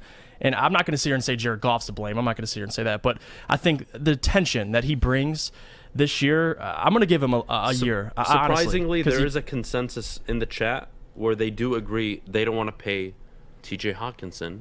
Well, elite money. Top elite tight end money. If he's asking for, I think you guys are right. Absolutely. Kenny Golladay, I think, is a good example. But it's 3 years from now. You have 3 years to make this decision. Yeah, of course. I'm not saying it needs to be this offseason. And you'll know by then. You'll know. You'll know by the end of next year. By Thanksgiving of next year, you will know if TJ Hockinson will be a part of your future. Because if he's available and he's played all the games, excitement, optimism. If he misses 3-4 games next year, you're scratching your head and you're saying, dude, the season's not even over. There's 5 games left, and you're already hurt. Yeah, if he's hurt again next season, then... By Thanksgiving of next year, you will know if you're keeping TJ Hockinson. We got to go to break. When we get back, how serious should the Pistons be in pursuing Miles Turner or Domantas Sabonis? We'll do that right after the break, but... What's up, guys? Maddie checking back in from the Cuervo Zone. I'm here with Dylan. Dylan, you're head of the game. What are you most excited about for today? Well, I'm pretty jacked. I got my family coming down. I'm from northern Michigan, so got my mom and dad, 2 brothers coming down. We always like a good Lions game once a year, and this is our game, so pretty excited. And Matt Prater's in town. So you already know the Lions aren't going to win this game. I know you know that's right. We talked about this already. So what are you most excited for about the game then? Just like I said, spend time with my family. We'll see. We're going to try, obviously. We're going to see the effort. That's what Okay, so if you're predicting maybe some type of crazy thing happens today, what is going to be that play? A low-scoring game. That'd be nuts. A low-scoring game would be insane. There you go, a low-scoring game. Okay, so who's your favorite player on the Lions? Man, now you put me on the spot. I would love, with all my heart, to say Jared Goff. We're not even going to go there. What? I'm going to pretend I didn't make a face when you said that. We'll just go Jared Goff. Okay, he's going with Jared Goff as his favorite player. Honestly, of all the interviews I've done, you are the first person to say that. I'm being nice, and I'm being, fair, because I'm I don't... So you just don't like anybody else? No, that's not true. That's not true. I'm a big fan of the defensive Hey, it's okay. It's okay. I hear you. So is this your first game of the season? This is my 5th. This is insane, because I've only been to, 1 before. Did you happen to go to the winning game? No, that's the one I missed. Did you go to any good games? Saw the Justin Tucker field goal at the 50-yard line. That kind of sucked. Well, there you go. Tell my kids that. Okay, so here's my last question for you. Will the Lions get any points today? Yeah, we're going to score. We're going to kick a field goal. So what's your prediction? Fuck, it's going to be at least a 21-point game. So what's your prediction? Now I got to do quick math. 21 plus 6. 2 field goals. 27 to 6. That's not even the right math. Okay, 27-6. We're going with it. Thanks for coming. Back to you guys. That was 20. So we're gonna get 6. Math. We're gonna get 6. That's we got 6, right? Absolutely. Hey guys, welcome back to the DraftKings Sportsbook Rock and Roll pregame show with our teammates from 101 WRIF. Steve Black in the house today for Jade. We've got Tom Mazaway, Braylon Edwards. I'm Ryan Ermanni. We are taking you up until game time. Lions and Arizona Cardinals today. The 1-win Detroit Lions. You know what today is, by the way? What's that? It's Bobby Lane's 95th birthday. How about that? Lane. Shout out to Bobby Lane. Happy birthday. It's the last time we won a championship. Up in heaven. That's right. You know, I was thinking about this, guys, yesterday, too, because, with the Patriots and Mac Jones and playing last night against the Indianapolis Colts and Jonathan Taylor. Oh, my God. DeAndre Swift is a really, really, really, really, really, really, really good player for the Detroit Lions, a building block for many years to come. Jonathan Taylor is going to be first, second, or third for the MVP of the NFL draft. Micah Parsons is the defensive player of the year, most likely. Penei Sewell, really good player. if you go just in the last 10 years alone, and you look at all the players that the Lions passed up, and I'm not talking about three different regimes. Yeah, I'm not talking about, which makes it even more interesting. But again, I'm not talking about just the Lions passed on Patrick Mahomes. Everybody passed on Pat. I'm talking about legitimate Aaron Donald. They pass over Aaron Donald and take Eric Ebron. They pass over Dalvin Cook and take Gerard Davis. Yes. They pass over Randy Moss and take Terry Fair. I mean, you can go up. If you want to know how a franchise stays bad for 60-plus years, go through the draft and look and see who they pass over. I talked earlier, they passed over the 4 quarterbacks, 2 of which are going to be All-Pros, in Herbert and Mac Jones. They pass over Micah Parsons, who's the Defensive Player of the Year. And granted, Penei Sewell's a really good player, and this isn't about Penei Sewell. But they're passing over these guys. Just look. But here's my question. Let's take Mac Jones just as an example.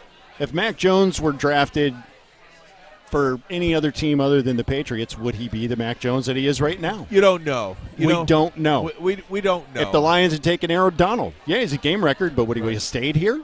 Would he have left? Like Exactly. Ndamukong Suh. These are all the things. But how many good years did Ndamukong Suh give you before he left, though? He made us a plenty. Exactly. Yeah. So plenty. even But with how that, do you let that go? Again, Detroit Lions. You just go back to continuously selecting the wrong guy when it's your turn to pick in the draft. Yeah. And that is why, this is going to be an interesting year at the 2022 NFL draft in April. And to your point, and Matt, you said something, I'm gonna cross you guys' points. You said 3 different regimes. That's what makes it even more crazy. The fact that every regime that we have, and we're gonna exclude Brad Holmes and Sheila Forham and Dan Campbell because we don't know exactly yet, and it seems like his players are starting to play well, so we'll exclude them. But with the exception of a couple players. Throughout the last 30 years, the Detroit Lions have done the same thing as it relates to missing on picks, missing on talent. It's like, where's the thought process? Why is it so hard to draft players that other people can see are going to be damn good players? Like, why is that the case? To Ryan's point, and I agree with him. You look at a Barry, you look at a Calvin, you look at a Stafford, you look at Ndamukong. There's a couple wins in there. But the fact that I've just named 4 people in 30 years and now I'm starting to struggle, I got to go back to Lomas Thomas was a good one.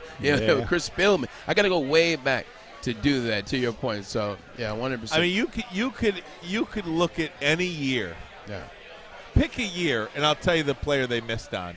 But if you're going to go that way, then that's everybody. No, it's the Lions. We're going to take a pause and come right back with our friends at 101 WRIF. Yeah. I'm Steve Black in for Jade. We've got Ryan Ermanni here. We have Uncle Maz here. We have Braylon Edwards here to break down the latest Spider-Man movie. Man, it was really good. As much as I'd love to, we can't. There's so many people who haven't seen it yet. You can't do it. We can't, but I want to do 20 minutes on Spider-Man. I heard it was too long, though. Was it too long? I don't think it was too long. I think it was perfect. It was perfect. Because it could have been longer, if I want to be honest. It could have been longer. I won't spoil it for anybody. I see my boy Spence over there. I actually saw it on Thursday. Spence knew I was going to see it. The one thing I will say, it closed a lot of loops.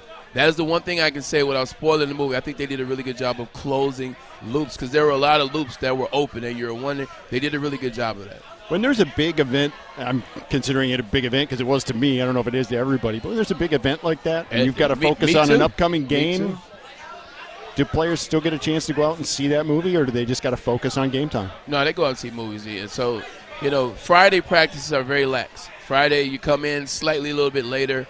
Practices aren't as long, Ryan and Maz, and you finish early on Fridays. Like you're probably in the facility at 9. You're out of the facility on Friday is about 1:35. Okay, that's the short day. So that's the day to go turn up if you guys want to go out and hang out, or if you want to go bowling. Uncle Maz over there, or you want to take your family out, or you're single and you want to go hang out. Thursday is the day. So I guarantee you those Detroit, and they're young. So these young players are raised in the era of Marvel, in the era of DC. I guarantee you they went to the movies on Thursday and saw that. I guarantee you.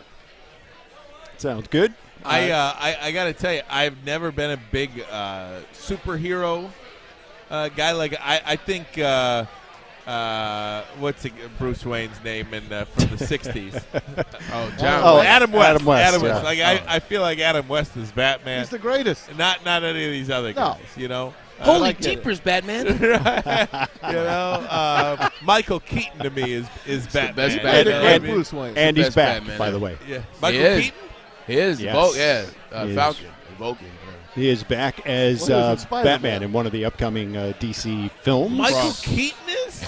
Yeah. Is that the one? Right. Yeah. That's the one, right? Oh, yeah, Michael man. Keaton, the guy who's played. Yeah. I might have to go see that. Yeah. Get a play? You know what? I'm actually glad that Ryan, I'm glad you say that you're not a superhero guy. And the reason why I'm glad you say that, you know why? You're so consistent. You said you don't like individual awards. You're not a fan necessarily of the AP.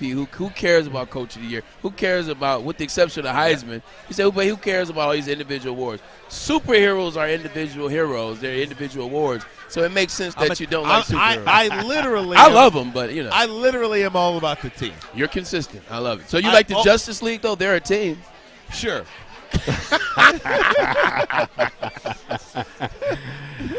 He likes Rocky. I like Rocky's a Rocky. Yeah, superhero. that's true. It's a million to one shot. I like Paulie. That's fun. When Paulie was Paulie's a drunk trying to get that job in the parking structure in part 3. It's one of I don't sweat you. I don't sweat you. Can I have a job? It's one of the best scenes in any Why Rocky didn't you movie. just ask? He said, "Man, you got mean love." What do you think about the game today, Steve?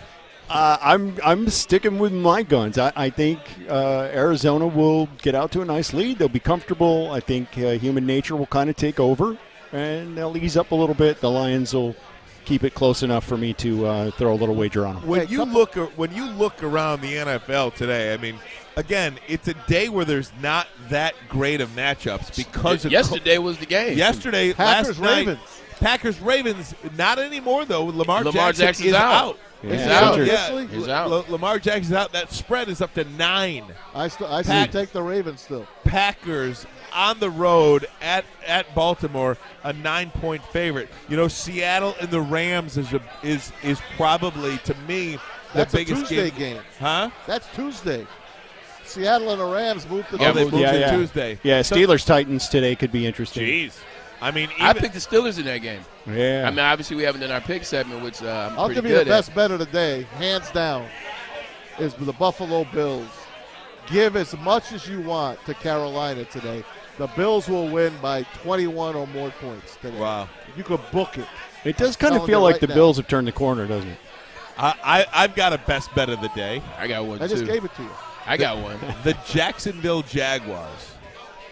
The Jags, after Urban Meyer Yeah, I like gets fired, I think that team comes together today, and they win by more than a touchdown. And is it fair to say the players didn't like him? Oh, I don't think so. That's not really the reason. I know, but is it fair to say that they didn't enjoy their coach? Who really loves all their coach? And all the players, not everyone's going to love the coach. Nobody. At the time in which they're playing for them. You know, like Yeah, you might look back and be like, oh, I love that guy. But, like, when you're in the heat of the battle. Right. The strum. Like, I don't think anybody said, oh, I love this coach who works me to death and yells at me. And A lot of people hated Scotty Bowman until the career was over, and then they loved him. Yeah, I mean, you know, I don't want to put the business out there too much, but Lloyd Carr and we got into a lot of stuff. Like, for 4 years, like, Lloyd Carr and I had a very interesting relationship. And it was when I was done with my time in Ann Arbor, you know, kind of right away, but especially 5 and 10 years later, I look back and I say, man, I love that man. Like, man, he made me a man, and all the stuff I can now look at it. I can view it from an adult. I can view it from a grown man. I'm like, it's a good guy. But in the moment, I had some other things to say. So I definitely understand how coaches can be like that. Ryan, this is the booking of the day. I don't know why you didn't pick this one. I give you a hint. They're playing 100 feet behind us. Arizona. Yeah. They're playing 100 yards, behind us. Arizona Cardinals and the Detroit Lions. Book it. The Arizona Cardinals are trying to get back on track for every reason I named earlier. Guarantee you the Cardinals win by 3 touchdowns or more. I'm sorry. The Lions they cover, man. Yeah, but every time he said did they cover last week? No, they didn't. Like, when they're consistently getting stacked for the Detroit Lions, stacked on them. Their best safety is out. They're going against Kyler Murray. Kyler Murray is going to be throwing the ball. They're dejected. They're beat. Yes, they're going to fight hard, but they just don't have enough to fight hard with. It doesn't matter how many times you try to hit a nail with a 2x4. It's not going to go in there. You can hit as hard as you want, but you're undermanned until you put a hammer on it. When you put iron on iron, then you can get that nail in there. You can't put the 2x4 to an iron. That's what's going to happen today. That nail's not going in the hole. Well, thanks for making me so confident about my pick. My apologies. No, but you know what? Look how great this is. This place is filling up down here at the Tin Roof. When's the last time you've seen it this crowded? The first game, the 49ers game? It's been game? a minute, maybe Thanksgiving. How many of these people are going to go across I think it's the more. street? I think if you're down here, you're going to the game. Yeah. If you're down here, you're going to the game. Yeah, I agree. I'll give you a picture from in there. I'll take a picture. I'm curious to see how many people are in there. I mean, it has looked about at least 60% empty the last couple of times out. But then also, you like Maz and what we talked about, you look at this time of year. Like, it's the 19th. The 19th is 6 days away from the greatest holiday ever created. People are in town. Families are back in town. Like the Lions and like going to the Lions game. Also, the Pistons play tonight, too. Don't forget that as well. Some people might double up, as we said. This is that time of the year Lions looked at as family. It's tradition. Even though they suck, it's still family. It's still tradition. And it's a fun game. You're going to see Kyler Murray. You know, it's not that cold outside, so it's not a blizzard. It's not a snowstorm. Family is why you'll see a lot more people in the stadium today. No doubt about it. We are about 30 minutes until kickoff down at Ford Field. Lions and Cincinnati Bengals today. With Matt Prater back in town, by the way. Yeah, I didn't even think about that. That's Maz's guy. Probably hit a 68-yarder today. Wouldn't that be crazy? Wouldn't that be crazy? What if that was in talks all week? Hey, Prater, I know this should be your spot. You're the big leg guy. How about we try to get you a 68-yarder today? Right. Oh, man, why are they taking a knee on second down? Hey. They're setting up a 68-yard field goal. That would be great. You were saying it's 6 days from Christmas, right? Yes, it is. Next, on Christmas Day, you got 2 NFL games. You got the Browns at the Packers. Yep. That's a 4:30 game. And then the Colts and the Cardinals in Arizona at night. That's a Christmas doubleheader. That's a rare thing, but both teams are going to be coming off of these kind of games. You're playing. So is the bulk of the NFL on Christmas Eve then?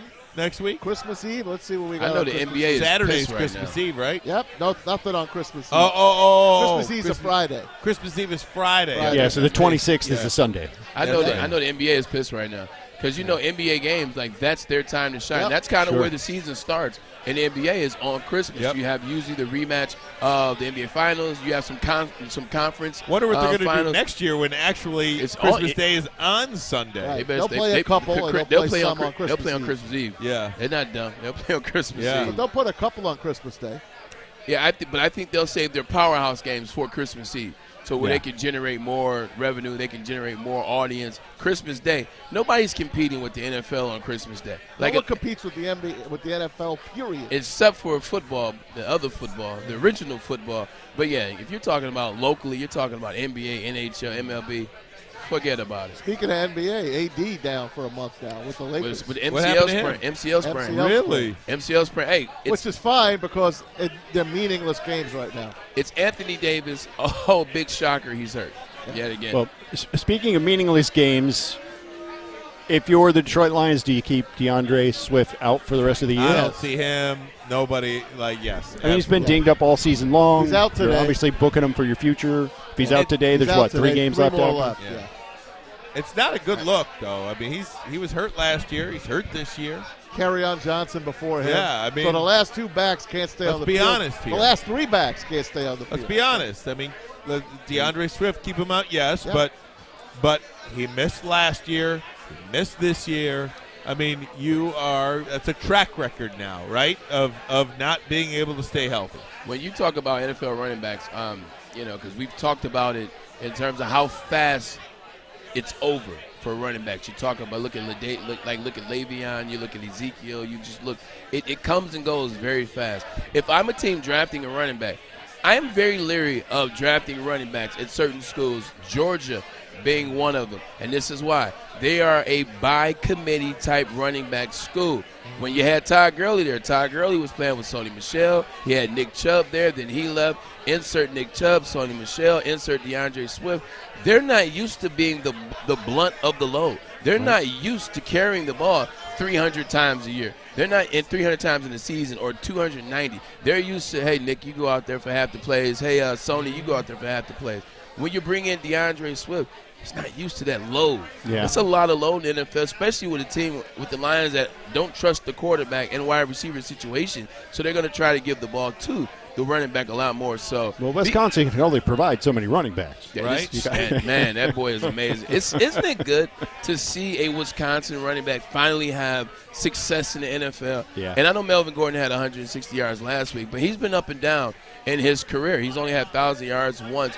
Jonathan Taylor is the embodiment of that Wisconsin program in terms of running the ball, and he's gotten better catching the ball out of the backfield. Gotta love Jonathan Taylor. No doubt about What a it. stud. He is a stud. And don't bet against the Colts. Nah, not Do at all. not bet against the Colts. They're 5-6 last 6 games. Remember right? on Friday we were talking about our top 3 teams? Yep. And I said, I'll put the Chiefs in as my third, but I want 3. I told you I wanted to watch the Colts.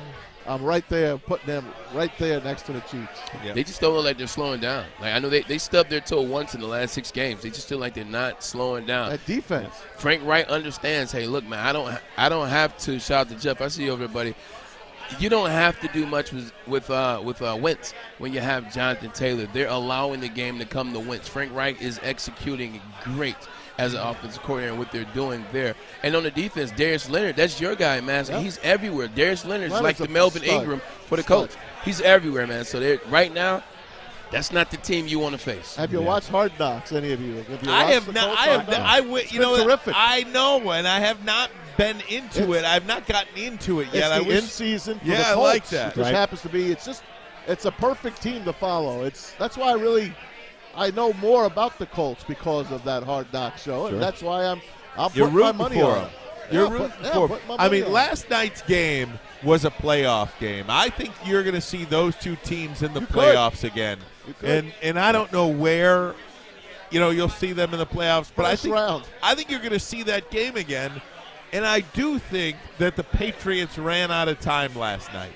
If that game is the Colts came back and scored that touchdown. They did. It was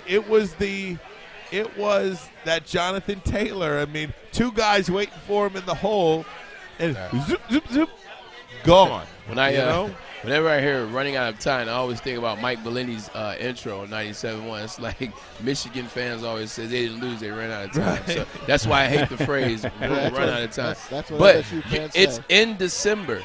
You're going to start seeing these games. We talked about it Monday night was in playoff atmosphere. It was a playoff vibe. The Rams, the Cardinals, it felt like January. It felt like NFC Championship. And that's the same energy you felt last night. It felt like the second round of the AFC Championship. I mean, the second round of the AFC playoff. It's getting to that time, and I love this time of year. Gentlemen, what do a really good rock band and a high-end athlete have in common? Roadies. Stump me. Money. Yeah. Money. Very true. Green Day? You guys hip to Green Day? Oh, love it. $67 million this year. Wow. That's what their tour brought in. They were Hella inducted mega into tour. the Rock and Roll Hall of Fame, correct me if I'm wrong, 2017. There's Green Day on 101. Almost as much as Carlos Correa. Make sure you download the Woodward Sports app in the App Store and the Google Play Store today. Take Woodward Sports with you wherever you go and listen live on your phone or mobile device.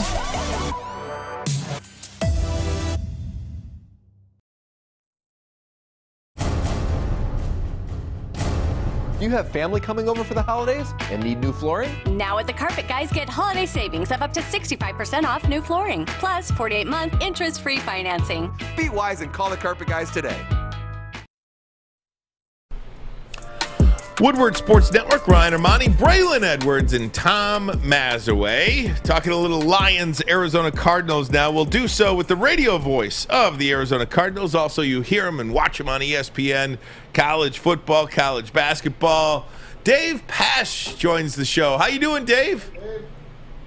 I'm good, guys. How are you? Doing fantastic. I'll tell you, we've lived through worse Lions seasons than this, Dave. Yeah, somebody there for a couple of years back in the mid-'90s. I'm well aware. Very familiar with that. Dave, in your prep for this game, how do you go about preparing for the Detroit Lions, and what do you see in them that has allowed them to stay in games, really compete in so many games, and honestly, they've had 5 or 6 games that have come down to the final play or the final series. What have you seen out of the Detroit Lions in your prep? Yeah, there's no question there's a culture that has been built, and I think when you start a new era, you really need to have a culture in place, and I think they do, and I think that's what you're seeing, a team that's going to fight, a team that's not going to roll over, even late in the season when you got COVID problems and injuries, and you're starting to think about summer and your plans for getting away for a couple of weeks for winter break. So I feel like, I had Chris Spielman, his good friend, former colleague of mine on.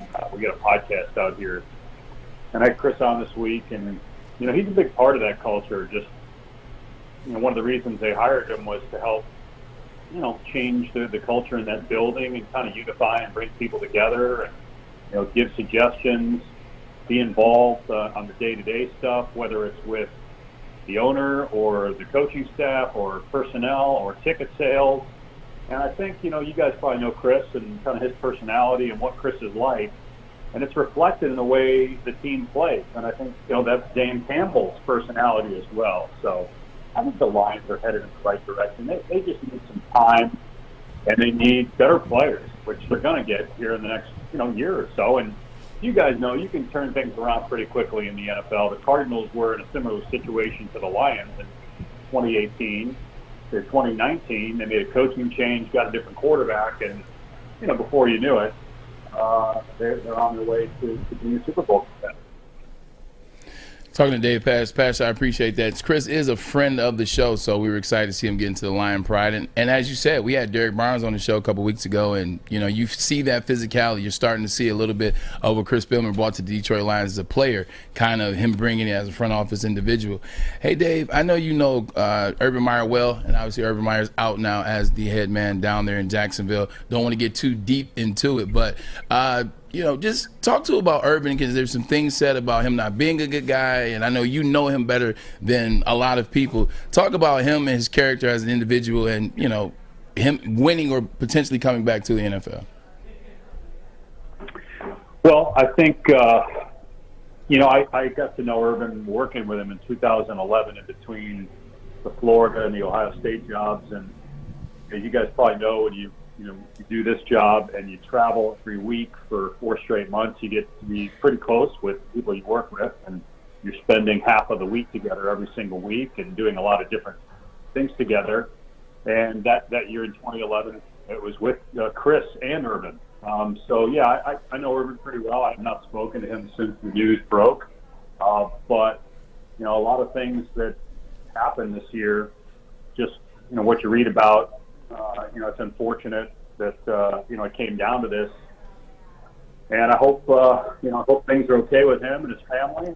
I hope the Jaguars can move forward and find the right person, because obviously the ownership there is very strong, and they've had some success over the years. I really think Trevor Lawrence has a chance to be a great player. It didn't work out. It didn't work out with Urban there. I don't know if it will work out elsewhere in the NFL. Or in college, if that's even an option.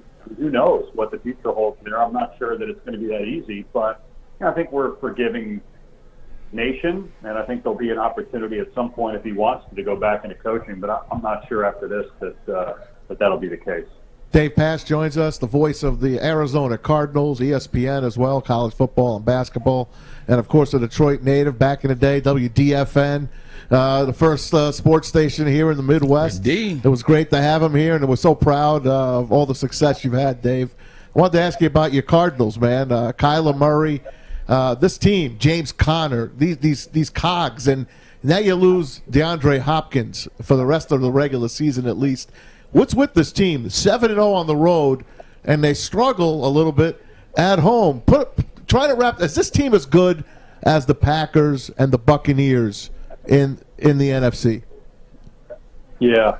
Well, first of all, I did love my time in Detroit the 2 years we were there. In terms of this team, look, their 2 national TV games were 2 of their worst games.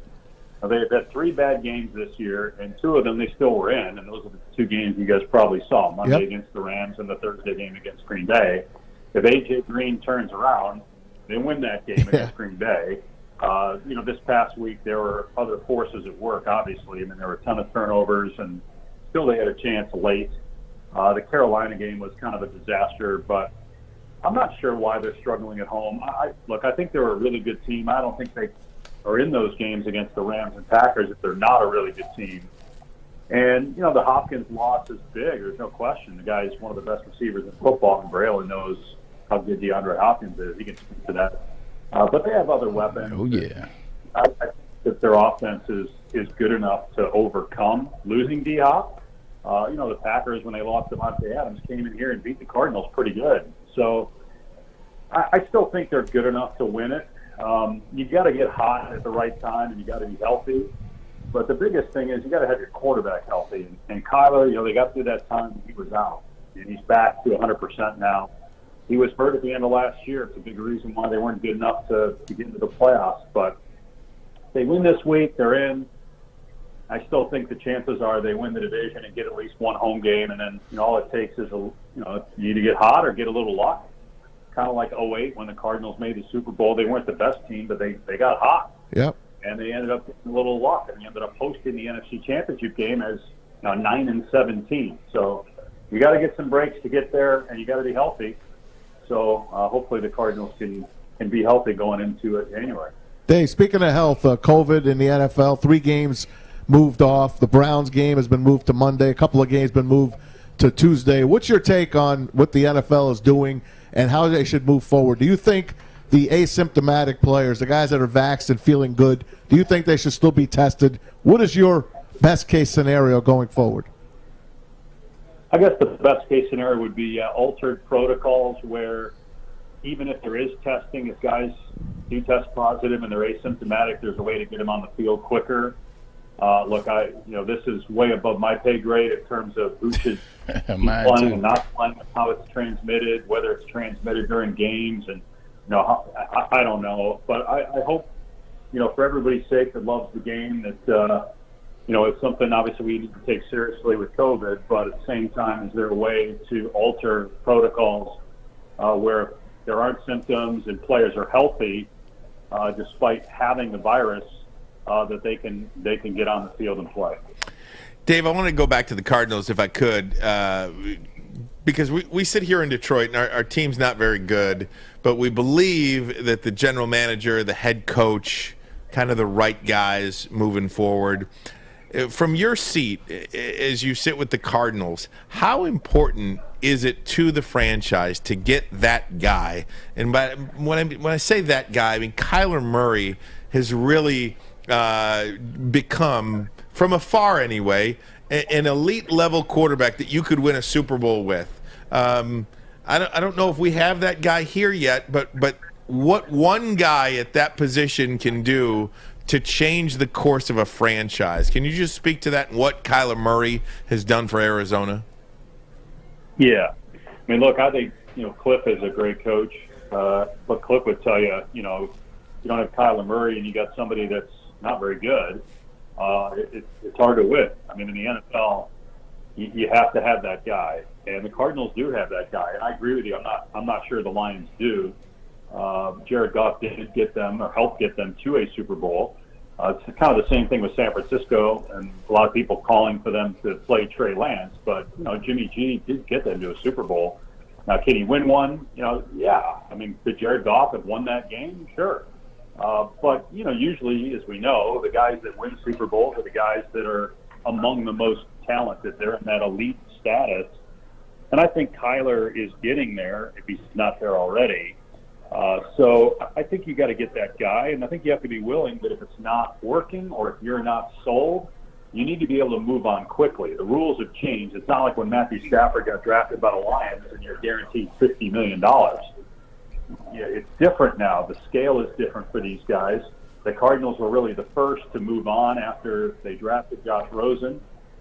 It was more about Kyler Murray being that good than it was about Josh Rosen. They just felt they needed to move on. Kyler was that much better, and while Rosen they thought had a chance, Kyler Murray they thought was a sure thing and can't miss, once in a lifetime type player, which I do think he is. Dave, we certainly appreciate your time. You got any favorite spots that you want to check out here in Detroit when you're here? I mean, I know it's been a long time, but you got any places? Everything's changed, man. Everything's changed. Like when we were there, I mean, I'm sure most of it wasn't even there. And the few times that I've been there, we've stayed downtown. We're actually not. So I don't know what the plan is right now. Everybody might be on lockdown anyway with these new protocols. So I may be sitting in my room with the takeout meal from the cafeteria. Right, fair enough, and you're not wrong about that. Yeah, new rules. Can't go out. No more groups of 4. Oh, yeah, that's right. Stuff like no that. No soup for you. No Dave. soup for you, Dave. But maybe we'll send up some Coney dogs to your room or something like that. I wanted to say something real quick, Dave. Maz, Fish, as well as Ryan, they are huge paid attentioners to the audio engineers that are the voices of sports. And my boy Fish, you're one of his favorites, so just want to show some love to Fish, Dave. Fish, go ahead and tell Dave hi, because I know you're a big fan. Exactly. Oh, I just enjoy listening to you every college football and basketball game you call. It's an honor to hear your voice, so thank you for your time, sir. I appreciate it, man. Thanks for having me on, guys. Anytime. You got it. Dave Pasch, great radio Thanks, voice. Braylon. What's up, guys? Maddie checking back in from the Cuervo Zone. This time, I'm here with Devontae. Devontae, how you feeling today? I feel great. How many drinks are we deep? We're a couple deep, about a dozen, but it doesn't matter. Doesn't matter. Did you take your Jose Cuervo shot today? No, I didn't. No. We'll fix that. We'll fix that. No worries. We're going to get you a Jose Cuervo shot. We usually drink Jose. So, yeah. Well, wonderful. He fits right in. So, question for you. I know you're going to the game today. What are you looking forward to the most? Lions. Hopefully we win. We're fixed to go to the Super Bowl, so. Okay, so if by the grace of God and all things mighty, the Lions win today, what are you doing to celebrate? Strip club. Which one? Legends. Of course it's Legends. Got to go to Legends. Anyways, what are you celebrating if they win? You're going to have a celebration dance of some sort. So can you show me what that looks like? Do you have it? It depends. If we win by a lot, the dance could be different. It could be different. So. Do you really think we're going to win by a lot? I'm hopeful. Do you have any type of score prediction for us? I'm taking Lions by 3. We lost Matt Prater, but I think Lions will win by 3, 37-34. 37-34. You guys heard it. Back to you. Make sure you download the Woodward Sports app in the App Store and the Google Play Store today. Take Woodward Sports with you wherever you go and listen live on your phone or mobile device. Whatever's in that cup, I don't want any of that. For him to say the Lions are going to win by 3. You guys ready to re-enter the old RIF zone here? Let's do it, baby. I'm here for it. I heard I had a good week I've been last talking week. for 20 seconds and nobody's heard me. I feel terrible. Adam was here last week. Adam got me a 5-0 record. Hey, last can I week. do a shameless plug real quick? Yeah. Hit it up. If you're back downtown here for the game, go see Stick and Anson at the Brass Rail in downtown Detroit. They got the Lions post-game show, Addison and Woodward. All right. Sounds Woodward good. Sports Network. Right around the block. Right around the block. Right Good. up the block. There you go. That's my shameless plug of the day. So last week, Maz, you were 4 of 4, even though you weren't here. It's a good job. Awesome. I was 3 of 4. Braylon and Ryan 2 of 4 each. Jade was just 1 of 4. Ooh. So Braylon, you're still the leader, my man. I'm 33 points. I'm still total upset for the season. because every time that I leave and somebody picks for me, they're like 1-5, like 1-6. I told you. But no. I'm not Keeps saying the season close, I though. told you. Keeps the season close, though. 2-4. I should be 4. Why did I lose one last week? And me and Ryan are right in lockstep. We're real close, 31-30. I think your miss last week was you took the over, I think, on the Lions game. Yes. I think that was the miss. But anyway, so let's get our picks in. I'm Steve Black in for Jade, but Jade was kind enough to text in her picks. Oh, yeah. See, that's what I got to do.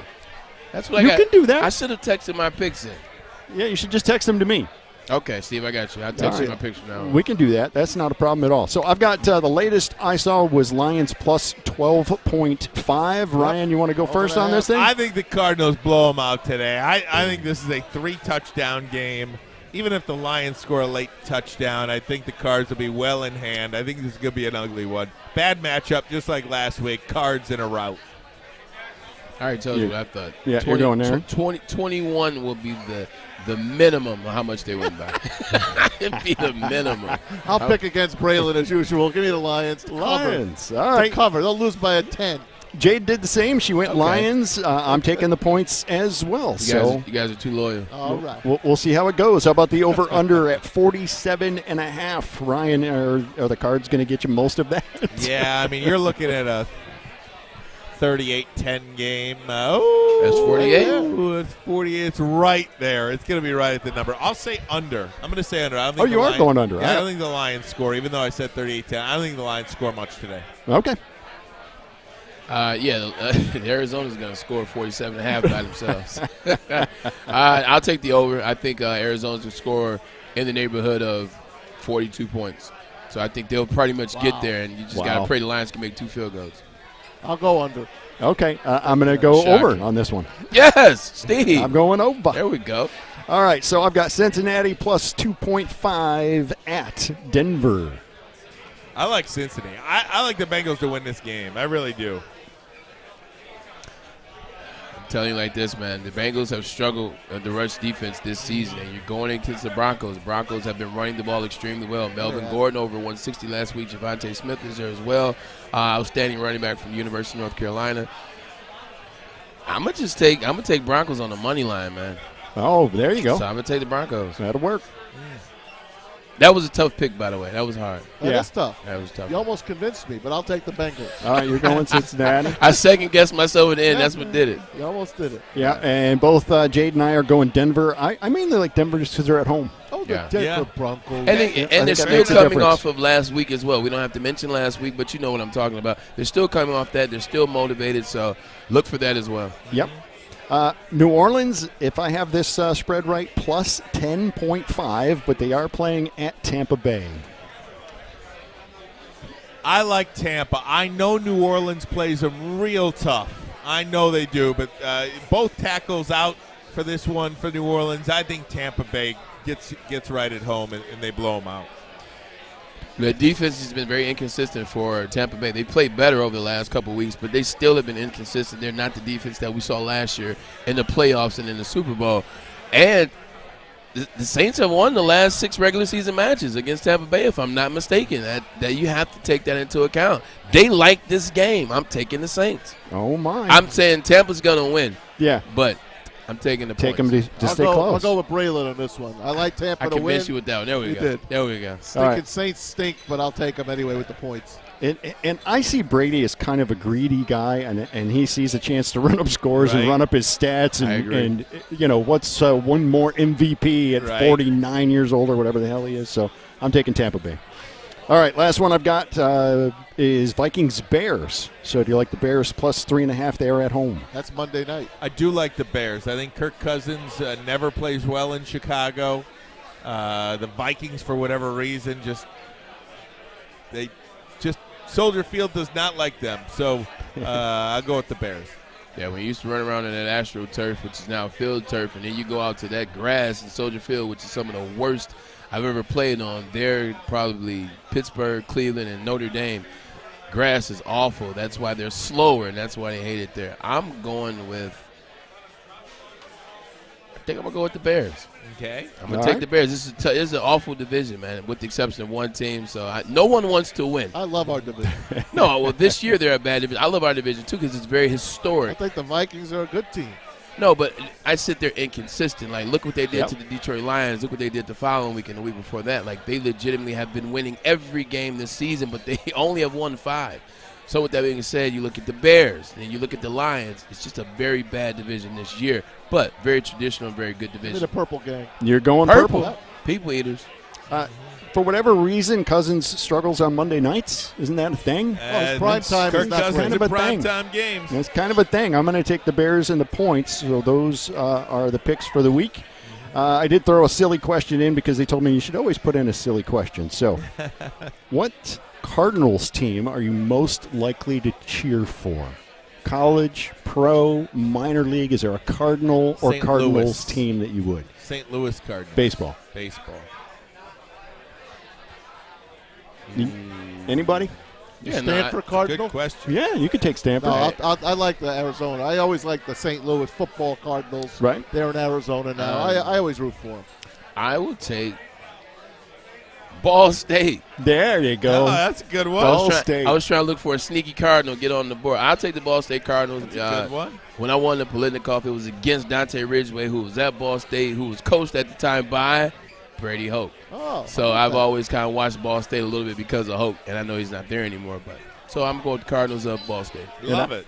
And I'll do a twofer because there are two Louisville Cardinals. They have a minor league hockey team called the at Louisville you. Cardinals, and of course, they're college Look at that. as There well. it So is. that's going to wrap things up for us here. The DraftKings Rock and Roll pregame show. Ryan, thank you so much. Braylon, thank you so much. Right. Uncle Maz, we love you. My pleasure, man. Thanks. Everybody, for letting me back. enjoy your Sunday afternoon and go Lions. A So- sweet Talib on the broadcast today. Oh, Gus Gus Johnson. Forward down the field, baby. The team, the Yeah. Lions, are about to yield.